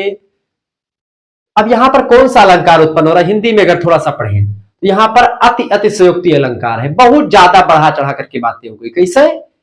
कि अगर आसमां तक मेरे हाथ जाते तो ना तो आपका हथवा आसमां तक जाएगा, और ना ही तुम अगर पहुंच भी गया, मान लेते हैं लग्गी बांस जोड़ करके पहुंचा ले गए आसमां तक का, या एरोप्लेन में बैठ के चले भी गए, तो कदमों में तेरे सितारे बिछाते। सितारा कोई वो सितारा नहीं है जो है नग जैसा होता है, या जो साड़ियों के इसमें सितारा लगा होता है, जैसे कि हमारे कुर्ते में लगा हुआ है, वो सितारा नहीं होता है कि छोटा सा पकड़ लिया कर में बिछा दिया। क्या होता है? बड़े बड़े सितारे होते हैं, उसको आप छू थोड़ी, पृथ्वी से लाखों गुना बड़े सितारे होते हैं, तारे होते हैं, तो उनको आप ना तो पकड़ पाओगे, भस्म हो जाओगे जल करके। ये जो गाना वाना बनता है ये सब केवल बनता है, इसको लेकर के कभी मत सोचना कि हम अपनी पत्नी को कदमों में सितारे बिछवा देंगे, ठीक है? ये मत सोचना कभी बेटा, परेशान हो जाओगे और जीवन आपका हमेशा इन चीजों में जकड़ा रहेगा। ये गाने वगैरह जो गाते हैं कि भाई सातों जन्म में तेरे साथ रहूंगी, 7 जन्म क्या एक ही जन्म में मुश्किल हो जा रहा है, तो सातों जन्म कहां से साथ रहे? 7 समुद्र में तेरे पीछे पीछे आ गई, 7 समुद्र केवल एक ही व्यक्ति गया था, हनुमान जी और भगवान राम माता सीता के लिए, बाकी कोई पृथ्वी पर ऐसा दूसरा प्राणी हुआ नहीं जो चला जाए। ये सब चीजें जो गाने में बने हैं ये सब बस केवल बनाए गए हैं, बस इसे जो है सुनने के लिए, मनोरंजन करने के लिए, ना कि उसको जीवन में उतारने के लिए, ठीक है? तो ये चीजें मैं इसलिए समझा दिया हूं ताकि आपका जीवन सुटेबल रहे, सही तरीके से रहे। तो भाई सितारा जो तक पृथ्वी बहुत छोटी है, बहुत छोटी है, और खगोल जो है पूरा, खगोल में क्या होता है, नक्षत्र कहां पर है, नक्षत्र 27 नक्षत्र है बड़े बड़े, ठीक है? और 12 ठू राशियां हैं और 9 ठू ग्रह हैं, इनमें से एक ग्रह कहते निकाल दिया गया है, क्षुद्र ग्रह कर दिया गया। 9 ग्रह पृथ्वी पर आज भी हम लोग जब जो है पूजा करवाते हैं पंडित जी लोग, तो उसमें 9 ग्रह बनाते हैं, 9 ग्रह में पूजा करवाई जाती है, सूर्य को बीच में रखा जाता है, उनके चारों तरफ 8 ग्रहों होते हैं, ठीक है? उसमें पृथ्वी भी एक ग्रह होता है, ठीक है? तो उनकी पूजा करवाई जाती है। कौन कौन से ग्रह? कि ब्रह्मा मुरारी त्रिपुरांतकारी भानु शशि भूमि सुतो बुधश्चा और गुरुर्च शुक्रा शनि राहु केतवा सर्वे ग्रह शांति करह भवन्तु।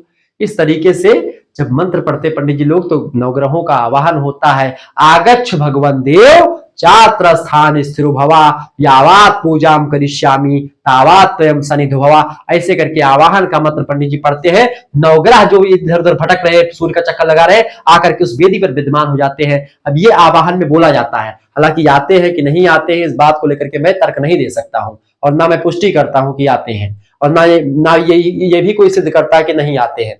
आते होंगे, नहीं भी आते होंगे, कुछ भी हो सकता है। तो बहरहाल यहाँ पर चर्चा का विषय यह नहीं कि नवग्रह आते हैं कि नहीं आते हैं, चर्चा का विषय यह है कि मानव भूगोल जो है, जो एक प्रकार से इसका क्रमिक विकास जो हुआ है, पहले जर्मन भूगोलवेत्ता, फिर फ्रांसीसी, फिर ब्रिटिश, और हम मुद्दे पर कहां से हट गए थे? मुद्दे पर यही से हटे थे कि सबसे पहले खगोल शास्त्र के बारे में, पंचांगों वगैरह में तमाम प्रकार की चीजें पहले से मेंशन है, भारत के लोगों ने बहुत काम किया इन चीजों पर, ठीक है?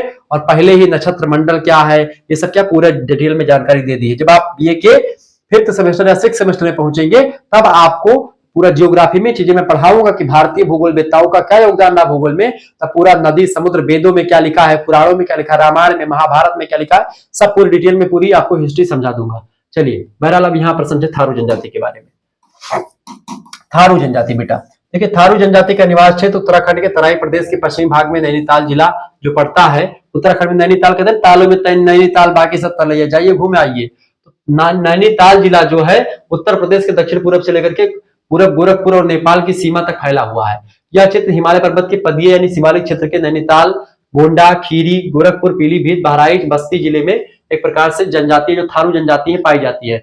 अब गोंडा में भी हमारे जनजाति थारू वाली आ चुकी है, गोंडा में, बस्ती में, ये लोग एक प्रकार से मांगने के लिए आते हैं, अभी भी थारू जनजाति के लोग आते हैं, अगर कहते हैं कि नहीं दोगे तो तुम्हारे ऊपर टटका कर देंगे, तमाम चीजें लोग दे देते हैं जो गेहूं चावल होता है। थारू जनजाति का सबसे अधिक जमाव जो नैनीताल जिले में बिल्हारी परगना जो है, नानक माता, तिलपुरी और तनकपुर बस्तियों में आपको एक प्रकार से थारू जनजाति को मिलेगी, ठीक है? आगे देखते हैं, अगला क्वेश्चन आ चुका है, सांस्कृतिक भूदृश्य के अध्ययन के प्रमुख आधार क्या है? देखिए सांस्कृतिक भूदृश्य के अध्ययन के निम्न आधार है, पहला है कृषि संबंधी भूदृश्य, दूसरा व्यापारिक सांस्कृतिक भूदृश्य, तीसरा औद्योगिक भूदृश्य, चौथा यातायात भूदृश्य, ठीक है? तो सांस्कृतिक भूदृश्य में क्या आता है? सांस्कृतिक भूदृश्य एक होता है और एक होता है आपका कौन सा? प्राकृतिक भूदृश्य। प्राकृतिक भूदृश्य जो प्रकृति के द्वारा तमाम प्रकार की चीजें आपको दी गई हैं आपके एंजॉय के लिए, जैसे पृथ्वी पर पृथ्वी आपको मिल गई, वायु मिल गया, जल मिल गया, अग्नि मिल गई, ठीक है? ये सब क्या है? ये सब आपके एक प्रकार से जीवन से संबंधित चीजें हैं, ये प्रकृति ने दी हैं, तो एक प्रकार से प्राकृतिक भूदृश्य ये होता है। सांस्कृतिक भूदृश्य क्या है? आपने एक प्रकार से जैसे क्या होगा, सांस्कृतिक भूदृश्य क्या होता है बेटा? जैसे आप कृषि संबंधित व्यापारिक दृष्टिकोण, आपने तमाम रोड बनवा लिया, तमाम गाड़ी मोटर बन गए, एसी कूलर पंखा बन गया, ठीक है? यातायात के तमाम साधन बनवा लिए, उद्योग तमाम औद्योगिक साधन बनवा लिए, इकोनॉमिक फैक्टर हो गया, तो ये सब कृषि संबंधित तमाम प्रकार ट्रैक्टर, तमाम ट्रैक्टर से लेकर के तमाम जो है खेत का जो जोतने वाली मशीन हो गई या फिर गेहूं काटने वाली मशीन, ये सब बनवा लिया आपने, ये सब सांस्कृतिक भूदृश्य है। मनुष्य जो अपने विकास और बुद्धि के द्वारा आविष्कार करता है वो सांस्कृतिक भूदृश्य का निर्माण करता है, और प्रकृति ने जिस भूदृश्य का निर्माण किया प्राकृतिक भूदृश्य है। समझ में आ गया होगा दोनों के बारे में। प्रश्न आपके पूछा था, आप आसानी से बता देंगे। अगला क्वेश्चन से बाबू, होमो इरेक्टस यानी मानव पूर्वज से आप क्या समझते हैं? इस वर्ग के प्राणियों में को जो है पिथेक्रेंथोपस अथवा जावा मानव, या चीन में इसको जो है सिनएंथ्रोपस अथवा पीकिंग मानव के नाम से भी जानते हैं। उत्तरी अफ्रीका का एटलांथ्रोपस और मध्य प्राचीनतम काल के इस मानव के आपस में समानता पाई जाती है। इन्हें होमो इरेक्टस मानव की संज्ञा दी जाती है, जो मानव के पूर्वज हैं, होमो सेपियंस के पूर्वज हैं। आगे देखते हैं, अगला क्वेश्चन आ चुका है, विश्व के 4 घने प्रदेशों के नाम बताइए। देखिए विश्व के 4 घने प्रदेश जहां पर जनसंख्या खूब ज्यादा है, पूर्वी एशिया में, दक्षिणी एशिया में, उत्तरी पश्चिमी यूरोप में और पूर्वी उत्तरी अमेरिका में। यहाँ पर जनसंख्या का जमाव ज्यादा है, तो करेक्ट आंसर इसका मतलब कि ये क्या होगा, 4 हो जाएगी। आगे देखेंगे, अगला प्रश्न आपके स्क्रीन पर आ चुका है। प्रश्न बेटा, मसाई जनजाति का संक्षिप्त परिचय दीजिए। देखिए मसाई यायावर समूह अफ्रीका महाद्वीप के पूर्वी घास के मैदानी भागों में मिलते हैं। अफ्रीका में जो घास के मैदान होते हैं उनको क्या बोलते हैं? उनको बोलते हैं सवाना। ठीक है, ये लोग भूमध्य सागरीय तथा नीग्रो के सम्मिश्रण स्वरूप एक भिन्न जातीय लक्षणों वाले होते हैं। मसाई जनजाति का निवास क्षेत्र 1 अंश उत्तरी अक्षांश व 5 अंश दक्षिणी अक्षांश के बीच में जो है एलेगन पर्वत की ऊंचाई पर फैला हुआ क्षेत्रों में अफ्रीका महाद्वीप में पाए जाते हैं। ठीक है, बुशमैन सबके बारे में बताया। बुशमैन कालाहारी के मरुस्थल में पाए जाते हैं अफ्रीका में। बुशमैन जो है मानव प्रजाति। देखिए बुशमैन दक्षिण अफ्रीका के कालाहारी मरुस्थल में बुशमैन नामक खानाबदोश और आखेटक जाति निवास करती है। वर्तमान में इन लोगों का निवास प्राय 18 डिग्री दक्षिणी अक्षांश से 24 डिग्री दक्षिणी अक्षांशों के बीच में है, किंतु कुछ शताब्दियों से पूर्व बसुटोलैंड, नेपाल, दक्षिणी रोडेशिया, पूर्वी जो है टंगानिका, पूर्वी अफ्रीका के उच्च भूमि तक ये फैले हुए हैं बुशमैन के लोग। बाद में जैसे जैसे कृषक जातियों ने उनके क्षेत्र पर अधिकार कर लिया, ये खिसकते हुए केवल बेचुआना लैंड में फैले हुए हैं, अब इसी में सीमित रह गए हैं। वर्तमान में इनकी संख्या 10,000 से भी कम होती चली जा रही है। ठीक है, बुशमैन काला मतलब सभी जनजाति के बारे 6 जनजाति के बारे में मैंने आपको बताया, वीडियो देख लीजिएगा, यूट्यूब पर पड़ा हुआ है। अगला क्वेश्चन, स्थानांतरित कृषि की समस्या क्या है? देखिए स्थानांतरित कृषि की कई समस्या है। स्थानांतरशील कृषि होती क्या है? स्थानांतरशील कृषि का मतलब होता है एक स्थान पर कृषि ना करके स्थान को बदलते रहना। ठीक है, इसको जैसे जंगल को क्या करते हैं, सबसे पहले जंगल को काटते हैं, उसमें आग लगाते हैं, उस पर खेती योग्य भूमि बनाते हैं और उसके बाद में पूजा पाठ करके उस पर खेती करते हैं। 2-3 साल तक खेती करते हैं, अधिकतर 2 साल तक, और जब उर्वरक क्षमता उसकी छीण हो जाती, खत्म हो जाती है उर्वरक क्षमता, तो उस स्थान को छोड़ करके किसी दूसरे स्थान पर जाते हैं, वहां पर बसते बेटा, और वहां पर खेती करना शुरू कर देते हैं। इसीलिए इसको स्थानांतरशील कृषि कहते हैं, क्योंकि क्या होता है इसमें स्थान का अंतरण होता है, स्थान बदलता रहता है। तो जब भी स्थान बदलता आपको दिखाई पड़े तो ऐसी कृषि स्थानांतरशील कृषि होती है। प्रायः जनजातीय समाजों में, पिछड़े समाजों में, जहां पर लोग जंगलों में रहते हैं, वहां पर ऐसी कृषि की जाती है। ठीक है, ध्यान रखिएगा इस बात को। आगे बढ़ते और भी चीजों को जानने का प्रयास करते हैं। तो देखिए अब इसकी समस्या क्या है। देखिए यह कृषि श्रम साध्य कृषि है, जिस परिणाम में श्रम किया जाता है उस परिमाण में उत्पादन नहीं होता है। जितना मेहनत करते हैं उतनी इसमें उत्पादन नहीं होता। दूसरी बात, वन विभाग की ओर से कृषि करने पर प्रतिबंध भी लगा दिया गया है, क्योंकि जंगल को काटना गैर कानूनी है।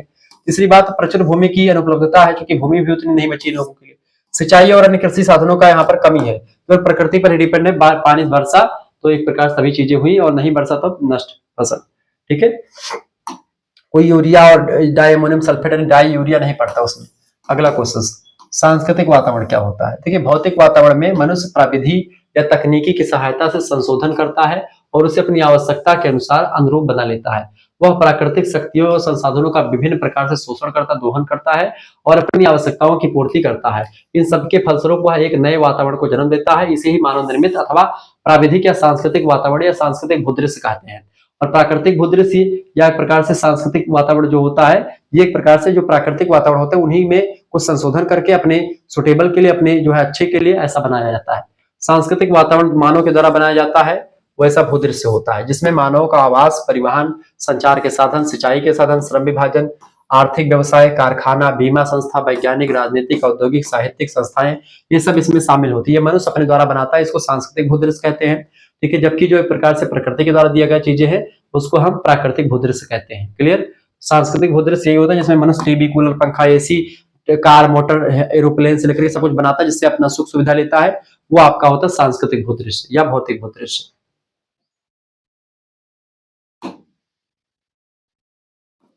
अगला क्वेश्चन आ चुका है, मानव बस्तियों के प्रकार बताएं। देखिए मानव बस्तियां 4 प्रकार की होती हैं, जिनको किसी बस्ती में मकानों या झोपड़ियों, यंत्रागार, स्नानागार और आर्थिक कार्य संबंधी अन्य भवन आदि की पारस्परिक दूरी के आधार पर निश्चित किया जाता है। बस्तियों के प्रमुख प्रकार निम्न है। पहला है एकाकी अथवा प्राकीर्ण बस्तियां, ठीक है, प्राकीर्ण यानी पुरानी बस्तियां। दूसरी होती हैं सघन और गुच्छित बस्तियां। तीसरी है संयुक्त बस्तियां। चौथी है अपखंडित बस्तियां। ये एक प्रकार से 4-5 प्रकार की बस्तियों का निर्माण मतलब बस्तियां होती जो आप नोट डाउन कर सकते हैं। अगला क्वेश्चन आपके स्क्रीन पर आ चुका, फटाफट से आप देखेंगे। प्रश्न, ग्रिफिथ टेलर के अनुसार मानव प्रजाति का वर्गीकरण कीजिए। ग्रिफिथ टेलर ने एक प्रकार से मानव प्रजातियों का वर्गीकरण किया है। पहली प्रजाति निग्रिटो, दूसरी है निग्रो, तीसरी है ऑस्ट्रेलियाइट प्रजाति, चौथी भूमध्य सागरीय, पांचवी है नार्डिक, छठवीं है एल्पाइन और सातवीं है मंगोलाइट प्रजाति, ठीक है, मंगोल। इस तरीके से 7 प्रजातियां किसने बांटी? ग्रिफिथ टेलर ने बांटी है, ध्यान रखेंगे, नोट डाउन कर लीजिएगा। अगला क्वेश्चन आपके स्क्रीन पर आ चुका, फटाफट से आप देखने का प्रयास करेंगे। मानव भूगोल के उपागम बताएं। उपागम माने अप्रोच। देखिए, मानव भूगोल के अंतर्गत भूतल पर मानव वर्गों और उनके वातावरण के पारस्परिक कार्यात्मक संबंधों का तथा मानवीय तथ्यों के स्थानिक वितरणों का अध्ययन किया जाता है। इस अध्ययन के कई पक्ष होते हैं। मानव भौगोलिक अध्ययन के मुख्यतः 4 पक्ष होते हैं। पहला होता है पारिस्थितिक उपागम, जिसमें पारिस्थितिकी के बारे में चर्चा करते हैं, पारिस्थितिक अपकर्ष के बारे में जानते हैं। दूसरी बात, क्षेत्रीय और स्थानिक उपागम जो होते हैं उनके बारे में समझते हैं। व्यवहार परक उपागम के बारे में समझते हैं और मानव कल्याण संबंधी जो एक प्रकार से अप्रोच होता है उसके बारे में समझते हैं। तो इन 4 प्रकार के अप्रोच के माध्यम से हम मानव भूगोल का अध्ययन करते हैं। तो इन 4 अप्रोच पर आधारित। अगला क्वेश्चन आपके स्क्रीन पर आ चुका है बेटा। जनसंख्या घनत्व से आप क्या समझते हैं बताएं। जैसे कि जनसंख्या घनत्व माने तो जनसंख्या किसी विशेष स्थान पर बहुत ज्यादा हो जाए, घनी हो जाए, उसी को जनसंख्या घनत्व कहते हैं। जनसंख्या घनत्व किसी क्षेत्र विशेष की कुल जनसंख्या और उसी क्षेत्र में विशेष के क्षेत्र के अनुपात को दर्शाता है कि जहां पर जनसंख्या कम क्षेत्र में बहुत ज्यादा रह रही हो, उसी को जनसंख्या घनत्व वाला एरिया बोलते हैं। अर्थात उस क्षेत्र विशेष में प्रति वर्ग किलोमीटर या प्रति वर्ग किलोमीटर क्षेत्र पर औसत कितनी जनसंख्या निवास करती है उसी को प्रदर्शित करता है जनसंख्या का घनत्व, ठीक है। इस प्रकार जनसंख्या घनत्व क्षेत्र और जनसंख्या के मध्य अनुपात को इंगित करता है। यह प्रति वर्ग किलोमीटर क्षेत्र पर निम्न सूत्र के द्वारा निकाला जाता है। जैसे कि अगर आपको जनसंख्या घनत्व निकालना तो उसके लिए क्या करेंगे, क्षेत्र की कुल जनसंख्या बटे क्षेत्रफल की कुल वर्ग किलोमीटर की इकाई। जैसे मान लेते हैं कुल जनसंख्या कितनी, मान लेते हैं कि 500 लोग रहते हैं किसी 1 किलोमीटर दायरे में, ठीक है। जन घनत्व निकालना तो क्या होगा, क्षेत्रफल का वर्ग किलोमीटर। मान लेते हैं कि 1 किलोमीटर में, क्या मान लेते हैं कि 10 किलोमीटर में 500 लोग रहते हैं, ठीक है। 10 किलोमीटर में 5 किलोमीटर, तो 10 किलोमीटर यहाँ कर दें, 0 से 0 कर दें 0, यानी उसका क्या होगा, जन घनत्व क्या होगा 50, यानी कि 1 किलोमीटर में 50 व्यक्ति रहते हैं, ठीक है। अब 1 किलोमीटर कैसा होगा, जैसे 1 किलोमीटर का एक वर्ग बनाएंगे, ये 1 किलोमीटर का एक रेखा खींचेंगे, यानी 1 किलोमीटर इधर जाओ आप, दक्षिण मतलब कि दक्षिण में जाओ, फिर 1 किलोमीटर इधर जाओ, फिर ऊपर जाओ, फिर इधर आओ और मिल जाएगा एक वर्ग बन जाए। तो एक जो चौखिंटा घेरा बना इसी को वर्ग कहते हैं। तो इसलिए प्रति वर्ग, प्रति माने एक वर्ग में कितने लोग, 50 लोग यहाँ पर रहेंगे, ठीक है। ये जन घनत्व हो जाएगा, ठीक है। जब भी निकालना हो तो कितनी जनसंख्या रह रही है और उसके बाद में किसी भी देश में कितनी जनसंख्या है और क्षेत्र कितने किलोमीटर का। जैसे भारत देश की जनसंख्या 140 करोड़ है, ठीक है, 140 करोड़ है मान लेते हैं, और भारत देश का जो क्षेत्रफल है 32 लाख है, 32,87,263 वर्ग किलोमीटर है, ठीक है। उससे भाग दे देंगे पूरी जनसंख्या का, जो निकलेगा वो जन घनत्व हो जाएगा, ठीक है। ध्यान रखिएगा इस बात को। घनत्व कई प्रकार का होता है। अगला क्वेश्चन आ चुका है, संभववाद और नवनिश्चयवाद मैंने समझाया था, तो संभववाद के लेकर के प्रश्न भी अतिलघु उत्तरी में आ सकता है। देखिए संभववाद क्या है, देखिए संभववाद की विचारधारा का प्रतिपादन फ्रांसीसी भूगोलविद्ता लुसियन फेब्रे ने सन 1925 में किया था। इस विचारधारा के अनुसार पृथ्वी पर विभिन्न प्रकार के वातावरण के क्षेत्र हैं और प्रत्येक प्रकार का वातावरण उस क्षेत्र में मानव के निवास के लिए तथा मानव द्वारा साधन उपयोग की कुछ संभावनाएं प्रस्तुत करता है। प्रकृति वातावरण द्वारा दी गई संभावनाओं को मानव अपनी छांट के अनुसार प्रयोग करके अपनी जीवन व्यवस्था का प्रारूप निश्चित करता है। यही संभववाद के सिद्धांत का अर्थ होता है। बाद में विडाल-डी-लाप्लास ने इस पर बहुत काम किया है, तो इसीलिए विडाल-डी-लाप्लास को वास्तविक संस्थापक माना जा सकता है इसका, ठीक है, प्रतिपादक माना जा सकता है। तो संभववाद क्या करता है, कहा गया कि भाई एक संभावना देता है, जैसे आपको खेत दे दिया प्रकृति ने, अब उस खेत में चाहे मिर्चा बो, चाहे आम बो, चाहे कटहर बो, या फिर चाहे आप जो है उसमें क्या बो सकते हो, गेहूं बो, चाहे चना बो, मक्का बो, चाहे जो है एक प्रकार से धान बो। आपके ऊपर डिपेंड है कि उस खेत में आप कौन सी खेती करेंगे, क्योंकि प्रकृति ने आपको खेत दे दिया है। अब उस पर आप अपने हिसाब से जो चाहे वो बो सकते हैं। ये एक प्रकार से मानव ने मतलब कि ये संभववाद की विचारधारा कहती है कि आप अपने हिसाब से उसमें बो सकते हैं, उसके लिए स्वतंत्र है, ठीक है, और मानव प्रकृति का दास नहीं है। अगला क्वेश्चन, सांस्कृतिक भूदृश्य क्या होता है। मैंने आपको बताया था मानव प्राकृतिक भूदृश्यों में अपने कार्यकलापों और हस्तक्षेप के से रूपांतरण करता है। जो प्राकृतिक भूदृश्य जैसे कि जल है, पृथ्वी है, जैसे पृथ्वी खेत पूरा पड़ा है, अब उस खेत में हमने मुर्गी फार्म बनवा दिया या उसी खेत में एक प्रकार से हमने हवाई अड्डा बना दिया, ठीक है, तो हवाई अड्डा एक प्रकार से उसे खेत में बनाया, तो वो क्या है, हवाई अड्डा जो बन गया है वो सांस्कृतिक भूदृश्य है। और वो खेत पूरा क्या था, ये जो पूरी जमीन थी वो क्या थी, जमीन थी सांस्कृतिक, वो जमीन थी प्राकृतिक भूदृश्य, लेकिन उस पर हवाई अड्डा बन गया तो क्या हो गया, वो हो गया आपका सांस्कृतिक भूदृश्य। तो प्राकृतिक भूदृश्य जो प्रकृति के द्वारा हमको मिला हुआ है समान तमाम चीजें, और सांस्कृतिक भूदृश्य जब उसमें हम परिवर्तन करके अपने उपयोग के लिए अलग चीजों का निर्माण करते तब। ठीक है, ये बात आप ध्यान रखिएगा। आगे देखिएगा, मानव द्वारा निर्मित इन भूदृश्यों को सांस्कृतिक भूदृश्य या सांस्कृतिक भूदृश्य कहते हैं। अतः सांस्कृतिक भूदृश्य अभिप्राय मानव के द्वारा निर्मित दृश्य भूमि से है, और मानव ने प्राकृतिक दृश्य का प्रयोग करके उसमें रूपांतरण किया है। जो प्रकृति ने चीजें दी हैं उसमें परिवर्तन करके प्राकृतिक भूदृश्य को अपनी कृतियों की छाप लगा करके उन्हें परिवर्तित कर दिया है, मानव निर्मित भूदृश्य को बना दिया है। अस्पष्टता किसी प्राकृतिक भूदृश्य पर मानव की उपस्थिति अथवा उसकी क्रियाओं और प्रतिक्रियाओं की छाप लगने से सांस्कृतिक भूदृश्य का निर्माण हो जाता है। ठीक है, आगे देखते हैं। अगला क्वेश्चन आपके स्क्रीन पर आ चुका है, फटाफट से आप देखने का प्रयास करेंगे। बहुत ही जबरदस्त लेक्चर आ चुका है, ऐसे ही प्रश्न आपकी परीक्षा में आते रहते हैं, बात आप ध्यान रखेंगे। बहुत ही बारीकी के साथ चीजों को समझने का प्रयास कीजिएगा। चलिए अगला क्वेश्चन आ चुका बेटा, प्रश्न आप देखेंगे, नियतिवादी विचारधारा को स्पष्ट कीजिए। नियतिवादी, ठीक है, डिटरमिनिज्म। नियतिवादी का अभिप्राय होता है कि मानव का विकास उसके भौतिक वातावरण द्वारा होता है। वातावरण से मनुष्य प्रभावित होता है और उसी के अकॉर्डिंग बदलता रहता है। अलग अलग वातावरण में, अलग अलग सिचुएशन में जो है मनुष्यों का जो विचार है वो सब बदलता रहता है। वातावरण जो है मनुष्य पर कंट्रोल करता है, प्रकृति का दास है मनुष्य। नीतिवादी ये कहता है, संभववाद कहता है कि नहीं, दास नहीं है। ठीक है, संभावनाएं प्रदान करती प्रकृति और संभावनाओं को अपने हिसाब से मैनेज करता है जो है मनुष्य। दूसरे शब्दों में वातावरण की शक्तियां मनुष्य के रहन सहन को प्रभावित करती हैं, खान पान को प्रभावित करती है नीतिवाद में, वेशभूषा को प्रभावित करती है, आचार विचार को, क्रियाकलाप को। जैसे दक्षिण भारत के लोग जो होते हैं टी शर्ट पहन के घूमते हैं, उत्तर भारत के लोग उस समय में स्वेटर पहनते हैं। तो ये प्रकृति के द्वारा डिसाइड हुआ, ठंडी के महीने में जो होगा, गर्मी के महीने में क्या होगा, तो वो चीजें प्रकृति डिसाइड करती है, आदि की नियंत्रित करता है। वातावरण की शक्तियां नगण्य है, मानो तो उनका केवल दास है। मतलब वातावरण की शक्तियां एकदम से मतलब प्राधान्य है और मनुष्य उसका दास है, मनुष्य नगण्य है। वातावरण की शक्तियां अच्छी है और मनुष्य जो है नगण्य है। ठीक है, मानो तो उसका केवल दास है। ऐसी विचारधारा वाले विद्वानों को नियतिवादी विचारक कहा जाता है। उनकी विचारधारा को नियतिवाद के नाम से पुकारा जाता है। आगे देखते हैं, इसके बाद में आया नवनिश्चयवाद। मैंने आपको समझा दिया इसके बाद नवनिश्चयवाद क्या है। नवनिश्चयवाद की विचारधारा के प्रमुख प्रवर्तक है अमेरिकन भूगोलवेत्ता ग्रिफिथ टेलर। ठीक है, इस विचारधारा की मान्यता है कि स्थान स्थान पर मनुष्य को प्रकृति के द्वारा बनाए गए कार्यकलापों और नियमों का पालन और अनुसरण करना ही पड़ता है, परंतु वातावरण के तत्वों के उपयोग के लिए मानव स्वतंत्र है। निस्संदेह मानव अपने वातावरण के साथ समायोजन करते हुए वातावरण में अनेक प्रकार के परिवर्तन ला सकता है।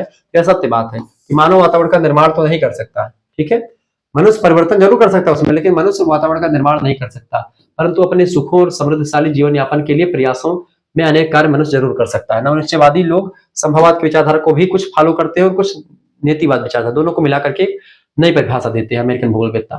ठीक है, क्योंकि जर्मन और फ्रांस वाले दे चुके थे, अब अमेरिकन की बारी थी। अमेरिकन ने कहा कि चलो दोनों को मिला करके दे देते हैं। नवनिश्चयवाद की विचारधारा को स्पष्ट करते हुए ग्रिफिथ टेलर ने लिखा कि प्रकृति कार्यक्रमों की रूपरेखा तैयार करती है और शेष सब मनुष्य के द्वारा निश्चित होता है। यदि मनुष्य बुद्धिमान है तो वह उन्हीं वातावरण के अनुसार कार्य करेगा जिसमें उसको सफलता मिलती है, किंतु वातावरण के विपरीत चल करके मनुष्य कुछ उपलब्धि हासिल नहीं कर सकता है। यही नवनिश्चयवाद है। ठीक है, इसी को रुको एंड जाओ सिद्धांत भी कहते हैं। अगला क्वेश्चन है और लास्ट क्वेश्चन इस वीडियो का ये है बेटा कि एकत्रीकरण क्या है। देखिए, एकत्रीकरण मानव का प्राथमिक और प्राचीन व्यवसाय है। मानव अपने प्रारंभिक काल से एकत्रीकरण के द्वारा ही भोजन और वस्तु प्राप्त करता है। उस समय मानव का एकत्रीकरण के अतिरिक्त और कोई व्यवसाय नहीं होता है। संसार में आज भी अनेक ऐसे प्रदेश हैं जहां पर मानव इस व्यवसाय के द्वारा अपनी जीविका चला रहे हैं। कुछ प्रदेशों में यह व्यवसाय अब अपनी सीमा को पाकर जो है व्यापार के लिए भी किया जाने लगा है। अर्थात अब एकत्रीकरण के द्वारा केवल भोजन या वस्तु की जो है इकट्ठा नहीं की जाती है, बल्कि बाजार में बेचने के लिए कुछ पदार्थों को भी इकट्ठा किया जा रहा है, ताकि एक प्रकार से बाजार में इसको बेच करके कुछ धन कमाया जाए। एकत्रीकरण मतलब होता है भोजन का एकत्रीकरण कर लेना, ठीक है, या किसी भी प्रोडक्ट का एकत्रीकरण कर लेना। तो ये सब चीजें ऐसे ही लेक्चर, जैसे आज जियोग्राफी का आपने देखा, ऐसे सोशियोलॉजी का मैंने ढाका अंदाज में आपको पढ़ाया था, ऐसे एजुकेशन का पढ़ाया था, ऐसे जियोग्राफी का, पॉलिटिकल साइंस का आने वाला है। ठीक है, ऐसे ही पॉलिटिकल साइंस का दे चुका हूँ, फिर से आने वाला है। ठीक है, फिर से मैं लेक्चर दूंगा, तो ये सब आपको मिल जाएगा। ठीक है, जिनको भी जुड़ना है फटाफट से जुड़ जाइएगा। मात्र 100 रुपए फीस में सभी सब्जेक्ट का आपको पीडीएफ मिल रहा है, सभी सब्जेक्ट का क्रैश कोर्स मिल रहा है। 91 61 93 60 62 पर तुरंत एसएमएस कीजिएगा। थर्ड सेमेस्टर और सेकंड सेमेस्टर दोनों की कोर्स की व्यवस्था कर दी गई। देखिए थर्ड सेमेस्टर का कोर्स भी लॉन्च कर दिया गया। कोर्स मतलब कि क्या होता है, ग्रुप बन चुका है, क्लासेस में शुरू हो चुकी है, मतलब हो जाएंगे जल्दी। नाम, यूनिट नाम, सब्जेक्ट नेम अपने लिख करके आप भेज दीजिएगा, ठीक है। आपके सेमेस्टर में अपने सेमेस्टर के नेम लिख करके भी भेज दीजिएगा। जैसे आप अगर सेकंड सेमेस्टर में हैं, चाहे आप थर्ड सेमेस्टर में, दोनों में भी, सेकंड सेमेस्टर प्लस में थर्ड सेमेस्टर दोनों का लेंगे तो 150 रुपए में आपको दोनों का मिल जाएगा, यानी कि सेकंड सेमेस्टर के सब कुछ आपको मिल जाएगा और जो है थर्ड सेमेस्टर का पूरे क्लास लगभग 6-7 महीने आपको जोड़ा जाएगा ग्रुप में, जिसमें ग्रुप लिंक, पीडीएफ नोट सब कुछ मिलेगा, previous question paper, model paper, revision class सब कुछ आपको मिलेगा, ठीक है। परेशान होने की जरूरत आपको यहाँ पर नहीं पड़ेगी। तो आप इस नंबर पर तुरंत एसएमएस करें 9161 93 60 62 पर और तुरंत हमारे से जुड़ जाएं, ठीक है। सेकंड सेमेस्टर के लिए फीस कितनी है, केवल सेकंड सेमेस्टर का लेंगे तो 100 रुपए फीस, ठीक है। और केवल अगर आप थर्ड सेमेस्टर का लेंगे तो भी 100 रुपए फीस, लेकिन अगर दोनों का लेंगे तो 200 रुपए फीस ना लग करके एक साथ लेंगे तो केवल आपका 150 रुपए फीस लगेगी, ये बात आप ध्यान रखेंगे, ठीक है।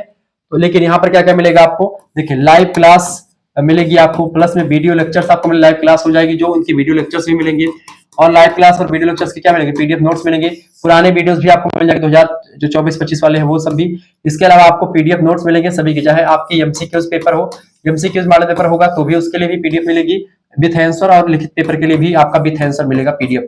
और इसके अलावा आपका पीवाईक्यू, यानी कि पीवाईक्यू मतलब होता है प्रीवियस ईयर क्वेश्चन पेपर, ये भी आपको मिलेगा, ऑब्जेक्टिव भी और लिखित भी दोनों टाइप का मिलेगा, ठीक है। इस तरीके से आपको चीजें मिलेगी। आप किसी विश्वविद्यालय से, जैसे कि आप किस विश्वविद्यालय से, जैसे आप जैसे राम मनोहर लोहिया अवध यूनिवर्सिटी से हैं, आप दीनदयाल उपाध्याय गोरखपुर विश्वविद्यालय से हैं, आप वीर बहादुर सिंह पूर्वांचल विश्वविद्यालय से हैं, आप सीसीएसयू से हैं, ठीक है, आप सीएसजेएमयू से हैं, यानी छत्रपति शिवाजी महाराज कानपुर विश्वविद्यालय, चौधरी चरण सिंह मेरठ विश्वविद्यालय, आप रज्जू भैया विश्वविद्यालय से हैं, ठीक है, आप सिद्धार्थ अनुष्ठी कपिल वस्तु से हैं, आप जो है जननायक चंद्रशेखर बलिया विश्वविद्यालय से हैं, ठीक है। इसके अलावा आप और भी तमाम प्रकार के विश्वविद्यालय हैं जिनका नाम जो है लेना पड़े तो एक प्रकार से मुश्किल ना होगा। जैसे अगर आप और भी विश्वविद्यालय की बात करें बेटा, जैसे आपके और विश्वविद्यालय में जैसे आपका हो गया MJPRU, अभी ऑब्जेक्टिव ही पेपर हो रहा है सेकंड सेमेस्टर का, उसके लिए, ठीक है। आप MSU एनिमा शाकुंभरी यूनिवर्सिटी का पेपर हो रहा है उसके लिए। इसके अलावा राजा महेंद्र प्रताप सिंह स्टेट यूनिवर्सिटी के लिए, ठीक है। इन सभी का ऑब्जेक्टिव भी हो ही रहा है पेपर, उन सभी का मॉडल पेपर आपको मिल जाएगा ऑब्जेक्टिव का, थर्ड सेमेस्टर मतलब सेकंड सेमेस्टर का, और थर्ड सेमेस्टर का भी आपको मिल जाएगा कोर्स, ठीक है। ग्रुप बन चुका है, काफी बच्चे जुड़ चुके हैं, तो आप सभी लोग फटाफट से जुड़ जाइएगा, क्योंकि समय आपके पास, जल्दी जुड़ेंगे तो आपका ही फायदा होगा। बाद में जुड़ते तो एक प्रकार से आप इकट्ठा हिस्सा पाते, क्लास नहीं मिल पाती आपको सही से, ठीक है। तो अभी तुरंत जुड़ जाइए, मात्र 100 रुपए फीस में सेकंड सेमेस्टर के लिए भी और थर्ड सेमेस्टर के लिए भी, लेकिन जिनको दोनों का एक साथ चाहिए उनके लिए भी पूरी व्यवस्था है, तो 150 रुपए लगेंगे, लेकिन सब कुछ आपको मिलेगा। इसके अलावा आपका और विश्वविद्यालय से महात्मा गांधी काशी विद्यापीठ, महात्मा गांधी काशी विद्यापीठ, उन सभी के बच्चों के लिए इंपॉर्टेंट है पूरा। इसके अलावा आपका और कौन सा बच रहा है, आपका बच रहा है जो है महाराजा सुहेलदेव यूनिवर्सिटी आजमगढ़, ठीक है, सुहेलदेव यूनिवर्सिटी आजमगढ़ हो गया। इसके अलावा डॉक्टर भीम राव अंबेडकर आगरा यूनिवर्सिटी हो गई, ठीक है, डबरू, ठीक है। तो इस तरीके से आपके भीमराव अंबेडकर आगरा विश्वविद्यालय हो गया। और भी तमाम प्रकार के विश्वविद्यालयों के लिए जो भी आपके एक प्रकार से आते हैं सबके लिए। वैसे ये लेक्चर जो ह्यूमन ज्योग्राफी का है बिहार विश्वविद्यालय में, सब में एक प्रकार से बिहार में ह्यूमन ज्योग्राफी सेकंड सेमेस्टर में है, भौतिक भूगोल प्रथम सेमेस्टर में, तो सभी के लिए भी इंपॉर्टेंट है, ठीक है। जिनको भी जुड़ना वो जुड़ सकते हैं, थर्ड सेमेस्टर सेकंड सेमेस्टर सभी के लिए है, फोर्थ सेमेस्टर जिस भी सेमेस्टर का आप जुड़ना चाहें आप एसएमएस करेंगे, सबके लिए व्यवस्था है, ठीक है। धन्यवाद, मिलते हैं फिर नेक्स्ट वीडियो, तब तक के लिए जय हिंद जय भारत। आप सभी का बहुत बहुत धन्यवाद, हमारे साथ जुड़ने के लिए इसी प्रकार से अपना प्यार हमेशा बना रखिए। बहुत बहुत धन्यवाद आप सभी का बेटा, बहुत बहुत धन्यवाद।